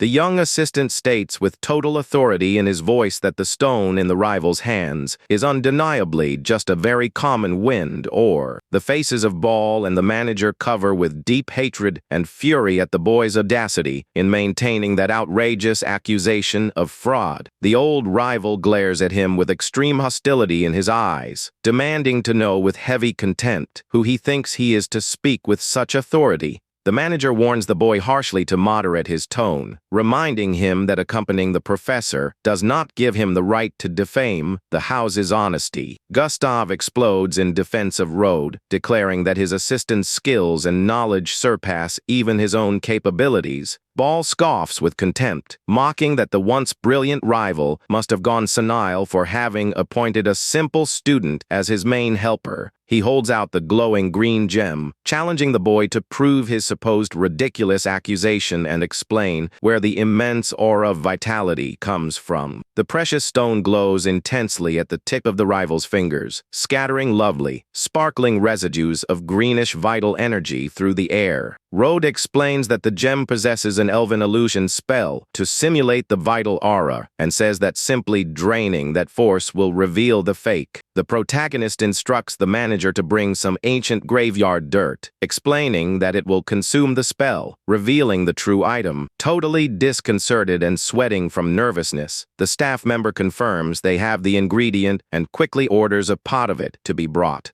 The market security guard returns carrying a basin containing the dark, dense ancient tome dust requested by the boy for the test. Rode challenges him to drop the precious stone inside the dirt basin, guaranteeing that the truth behind the fake will reveal itself in a few seconds. Ball accepts the test irritated, demanding humiliating public apologies from both opponents if it is proven that the gem is indeed authentic there. He drops the glowing jewel right in the center of the dark dust basin, while everyone watches tensely the beginning of that drastic and decisive reaction. An intense, glowing greenish mist begins to emanate from the center of the basin, illuminating the glass shelves of the transaction laboratory. The rival celebrates hysterically and arrogantly upon seeing that the green crystal's glow remains incredibly strong even in contact with the dirt. Professor Gustav starts sweating nervously, fearing that his dear assistant has made a shameful analysis mistake in front of the rival. Margaret bites her lips, worried and distressed, not knowing what to do if that tense situation turns into a major disaster for them. The female teacher whispers desperately, warning about Gustav's unshakable pride, and states that a defeat there would be the greatest humiliation of his life. The young man reassures his master with total confidence, warning him that the true result of the fake will reveal itself in about 10 seconds. Ball brushes off the boy's prediction, insulting him and arrogantly guaranteeing that not even elves could fake such mystical brilliance. But suddenly the market manager's eyes widen, and he lets out a scream of complete terror upon spotting something inexplicable happening to the jewel. Before everyone's astonished gaze, the immense green light of vitality begins to quickly fade away, revealing a gray and opaque rock. Margaret is extremely shocked to confirm that it really was a scam, while the other nobles shout furiously, demanding to know who appraised the product. The crowd whispers in horror and mocks Ball for wasting a true fortune in gold coins on a worthless piece of junk. Ball turns completely red with rage and deep humiliation, his eyes bloodshot upon realizing the public shame he has just suffered. He screams furiously at the manager, accusing the entire establishment of being a bunch of scammers and of selling trash as a valuable artifact. Gustav bursts into hysteric laughter, mocking his eternal rival, and thanks Rode for saving him from falling for that shameful market scam. Consumed by humiliation and hatred, the defeated Ball throws the worthless rock to the ground and decides to leave the place immediately out of anger. He mutters between his teeth with deep hatred, mentally promising that that public humiliation would not go unpunished for his rivals, while his rival withdraws. The establishment's manager bows in desperate apologies, sweating with terror in the face of all that commotion. In the distance, Ball's gloomy gaze shines with pure hatred, promising to decree the complete destruction of those who dared to make him feel ashamed. Back in the hall, Professor Gustav celebrates euphorically, claiming that he hasn't felt this good and happy about a victory over his rival in years. The elderly man thanks Rode very cheerfully and warns the boy that he can choose any ingredient from the shop on his laboratory's tab. Gustav coldly warns the manager, demanding that there be no more fakes there, and the employee swears in fright that everything was just an accident. The elderly man walks away with disdain, followed by the protagonist, while Professor Margaret just accompanies them in silence with a slight smile from afar.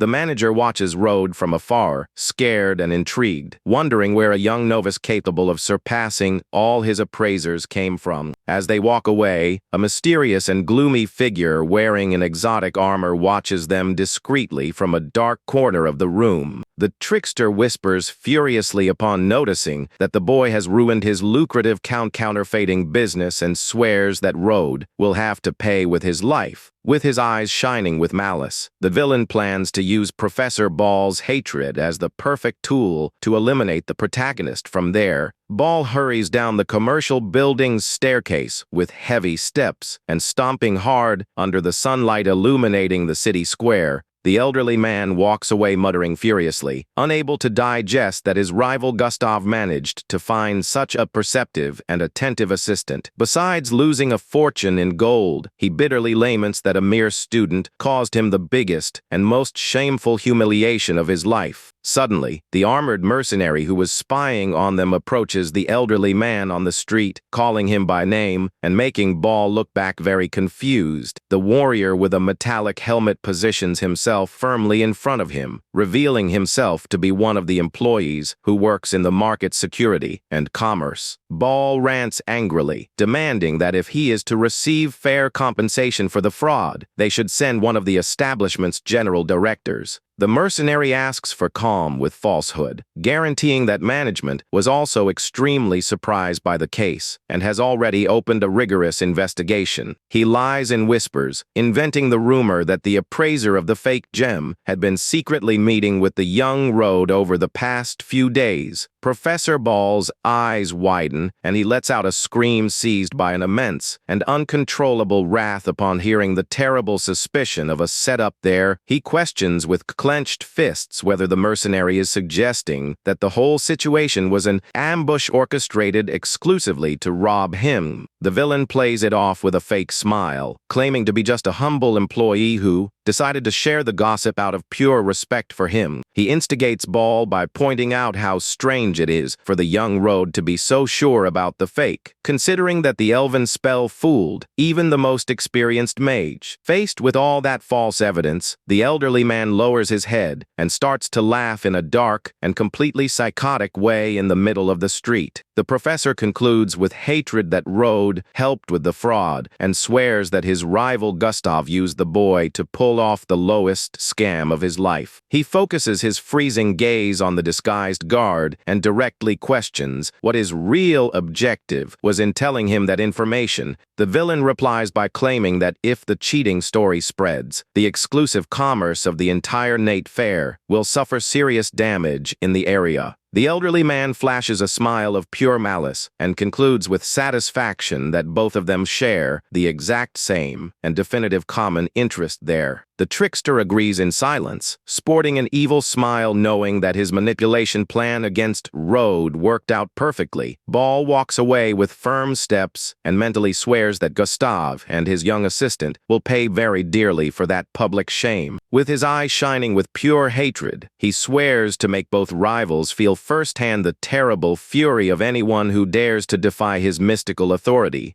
Meanwhile, back on the streets of the fair, Road's calm footsteps echo softly across the plaza as he continues scanning the surroundings of Nate. The boy follows the path, discreetly sensing through his sharpened senses that there are still mysterious eyes watching his steps at the fair. The trio of researchers continues walking calmly toward the ingredient stalls of the open market under the pleasant afternoon light. They approach a humble street merchant sitting on a rug full of artifacts and exotic plants displayed for trade on the ground. Gustav picks up and examines a red volcanic heart, but discards it, complaining harshly that the object is completely devoid of energy there. He points to a small dried shrub in a pot and disdains the material, claiming that that damaged herb has no commercial value whatsoever. Road observes the merchandise with boredom and concludes that unfortunately that sector of the open market also lacks the materials he is looking for so much. However, the boy stops walking upon suddenly feeling a subtle yet incredibly pure and dense emanation of vital magic coming from a dark block. Upon examining it closely, he realizes with radiance that it is legitimate bloodwood, a rare and powerful material that forms under extreme conditions. The boy notices that the wood is fossilized due to age, but emanates a colossal amount of resurrection energy. But suddenly Rhodes' eyes widen upon sensing another incredibly dense energy signature hidden in that same location. His eyes focus on a black skull staff containing a glowing, mysterious purple crystal embedded in the forehead. He realizes with intrigue that it is a fragment of nether ore, ideal for boosting his forbidden abilities. Disguising his interest, the protagonist holds a gem and casually asks the price of those worthless items. The merchant smiles, explaining cheerfully that the stones came from ancient tomes in the north and have no magical value whatsoever. The vendor charges only 5 silver coins per unit, allowing them to take any of the stones they want from there. Rhodes then offers 50 silver coins to buy out the entire lot of stones and the staff once and for all in the deal. The vendor accepts the generous proposal with a big and radiant smile on his face, extremely happy with the excellent deal. Without wasting time, the young assistant hands over the bag of coins, quickly closing the purchase of his new and valuable treasures. Margaret walks beside them, commenting in a discouraged tone that market visit hadn't been very productive there. Rhodes discreetly hands the piece of fossilized wood to Gustave, explaining that the item possesses immense vital resurrection energy. The proud professor glares at him grumpily, grunting that he knows what bloodwood is, and that that's just an ordinary stone, but the protagonist remains calm and firmly insists that the material really is the rare wood, but in a fossilized state. Intrigued by the claim, the elderly man adjusts his glasses and decides to closely examine the small piece of mineral he received from Rhodes. As soon as he touches the object, an immense and brilliant beam of red light erupts from the mystical stone, covering the elderly man's scared face. Margaret watches everything in complete shock upon feeling the dense and overwhelming emanation of vital aura radiating from the fossilized object.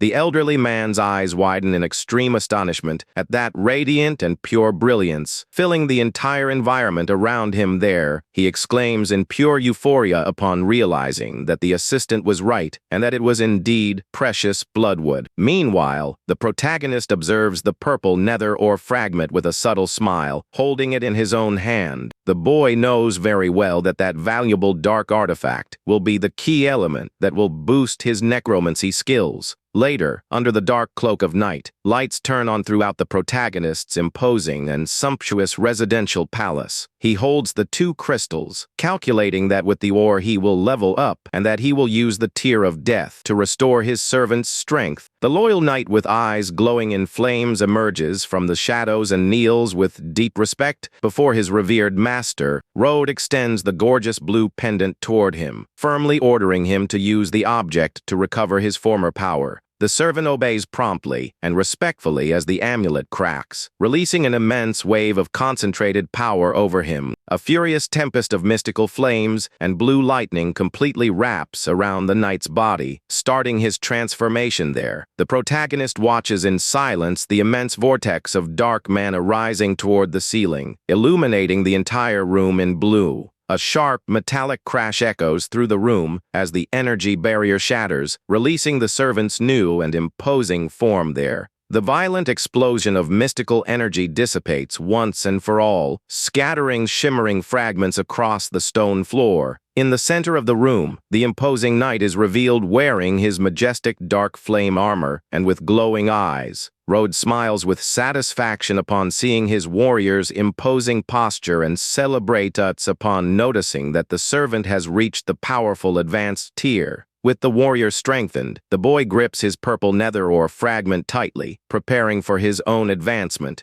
With a dry snap, the purple crystal is crushed in his hand, releasing an immense storm of dust and mystical sparks through the room. The protagonist's body begins to float lightly in the air as he absorbingly concentrates the pure energy of the dark ore. He focuses his mind, feeling the immense dark mana of the ore fuse perfectly with his own necromancer energy flow. With a confident look, he celebrates the success of the spell that easily elevated him to the rank of a prestigious initiate magic mage. Road ponders with satisfaction that now, with his new level and the reinforcement of his powerful personal bodyguard, nothing can stop him there. He sports a smirk, knowing that now he will be able to cast complex spells that were previously impossible to perform. The next morning, under a clear sky, a luxury carriage escorted by armed soldiers stops in front of the mansion's main gate. The carriage doors open and an imposing warrior in a military uniform steps out with firm strides under the gaze of the guards. That's Bruce, Kaya's older brother and a dreaded army commander who has returned to exact revenge for the clan's defeat. Kaya runs to meet him with a huge and radiant smile on his face, extremely relieved to see his powerful savior arrive just in time. Bruce glares at him coldly, mentioning that he heard about his shameful defeat in front of everyone and the breaking of the important Ashblade alliance. The blonde guy tries to justify himself by stuttering that the rival is an untouchable monster and desperately reveals that the partners are backing out of business. The imposing commander narrows his eyes thoughtfully, silently wondering since when someone so powerful has appeared in the northern region. With a freezing look, Bruce clenches his iron fist with monstrous strength, decreeing that the adversary's identity or tricks don't matter there. He swears with hatred in his eyes that Road will pay with his life for messing with the clan's plans to take absolute control of the entire North. The commander turns around and calls for his most loyal servant to kick off the new and definitive attack plan against the young protagonist. That's Lex, the Empire's feared elite assassin known for his relentless coldness and for never leaving traces of his victims. Bruce praises the incredible skills of his elite assassin Lex, highlighting that he possesses a formidable strength far above the ordinary. The assassin Lex speaks up with his eyes shining intensely in yellow, ready to carry out orders and avenge his former colleague. Kaya sweats coldly upon feeling the assassin's oppressive and frightening aura, immediately realizing that he is on a completely different level. Lex coldly demands the file with all the information about the target, guaranteeing that he will make a point of exacting revenge for his pupil's death. Kaya replies with a confident smile, stating that he has already provided and prepared all the necessary documentation for Rhodes' assassination. He throws the folder containing the detailed reports with the information onto the table so the hitman can analyze every detail of the target. Bruce looks over the boy's file and flashes a sarcastic smile upon noticing that the opponent has become Professor Gustav's personal assistant. He analyzes that Gustav's prestige prevents direct attacks inside the academy or another simple ambush in the middle of the street against Road. The commander concludes that the best action strategy will be to create a clever trap to lure the young target into their own territory. Kaya comes up with a Machiavellian idea, suggesting they send a formal apology invitation to the Ashblade family, bringing Road along with them. He laughs psychotically, planning to use the reconciliation as a facade to assassinate the rival dynasty's head and take their lands. The older brother listens to the evil proposal intently, realizing that that really would be the golden opportunity to wipe everyone out at once.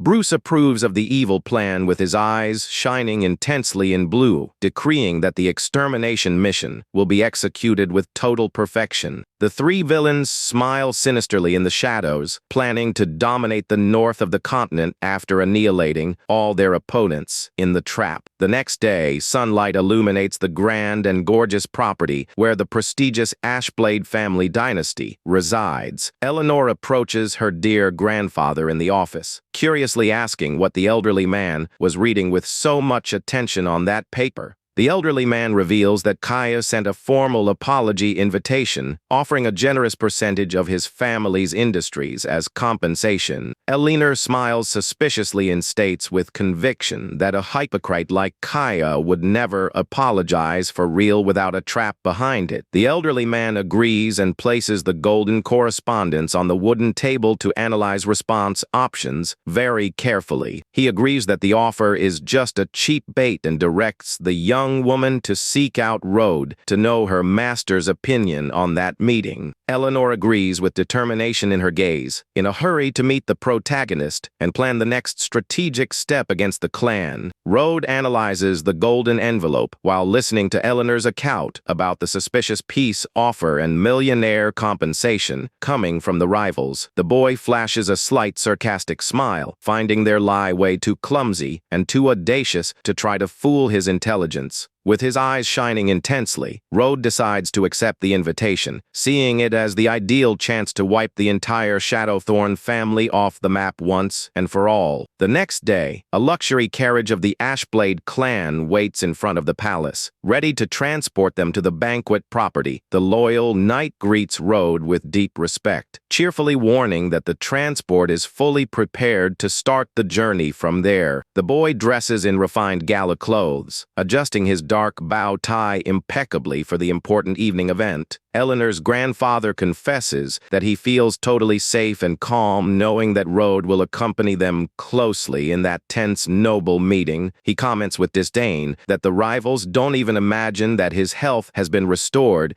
and swears he will make them regret that trap bitterly. As the shadows of night fall, the Shadowthorn Palace is heavily guarded by soldiers in dark armor and swords drawn. The employee greets them falsely, apologizing for the troubles of previous days and cordially inviting them to enter the banquet. The young Kaya bows forcefully before his guests, but celebrates mentally knowing that his final plan will triumph over everyone there. The blonde guy sports an evil smirk, knowing that his adversaries will never leave that place alive with Lex's mystical barrier and sharp blade. Kaya plans to take Eleanor as his possession after his family's extermination and swears to chop up Rode's body to feed Nate's stray dogs. Rode immediately perceives the strong, murderous aura emanating from the host and silently ponders how much in a hurry the blonde rival is to act. The noble guests are guided to the sumptuous main dining room under the yellowish and imposing light of immense crystal chandeliers. Bruce greets them cynically, apologizing for the mistakes made by his younger brother and proposing to seal definitive peace between the houses. The protagonist takes his seat at the table next to Eleanor, remaining completely focused and attentive to any strange movement in the room. He activates his sharpened senses and detects 7 energy nodes of a powerful mystical barrier hidden beneath the floorboards and on the hall ceiling. The protagonist looks calmly at the silver-haired young woman beside him and discreetly asks her to remain calm and relaxed. Fully trusting her master's skills, Eleanor breathes a sigh of relief and sports a slight smile, regaining control of her anxiety. Eleanor's grandfather toasts calmly with Commander Bruce, maintaining the appearances of cordiality before diplomatic transactions begin. The experienced elderly man gets straight to the point in the dialogue and questions Bruce about the practical details of transferring the assets promised in the letter. Bruce lets out a cynical laugh in the middle of the hall, claiming he had almost forgotten the most important and crucial part of that entire agreement. The experienced military commander's face distorts into a sadistic and completely insane smirk, finally revealing his real intentions.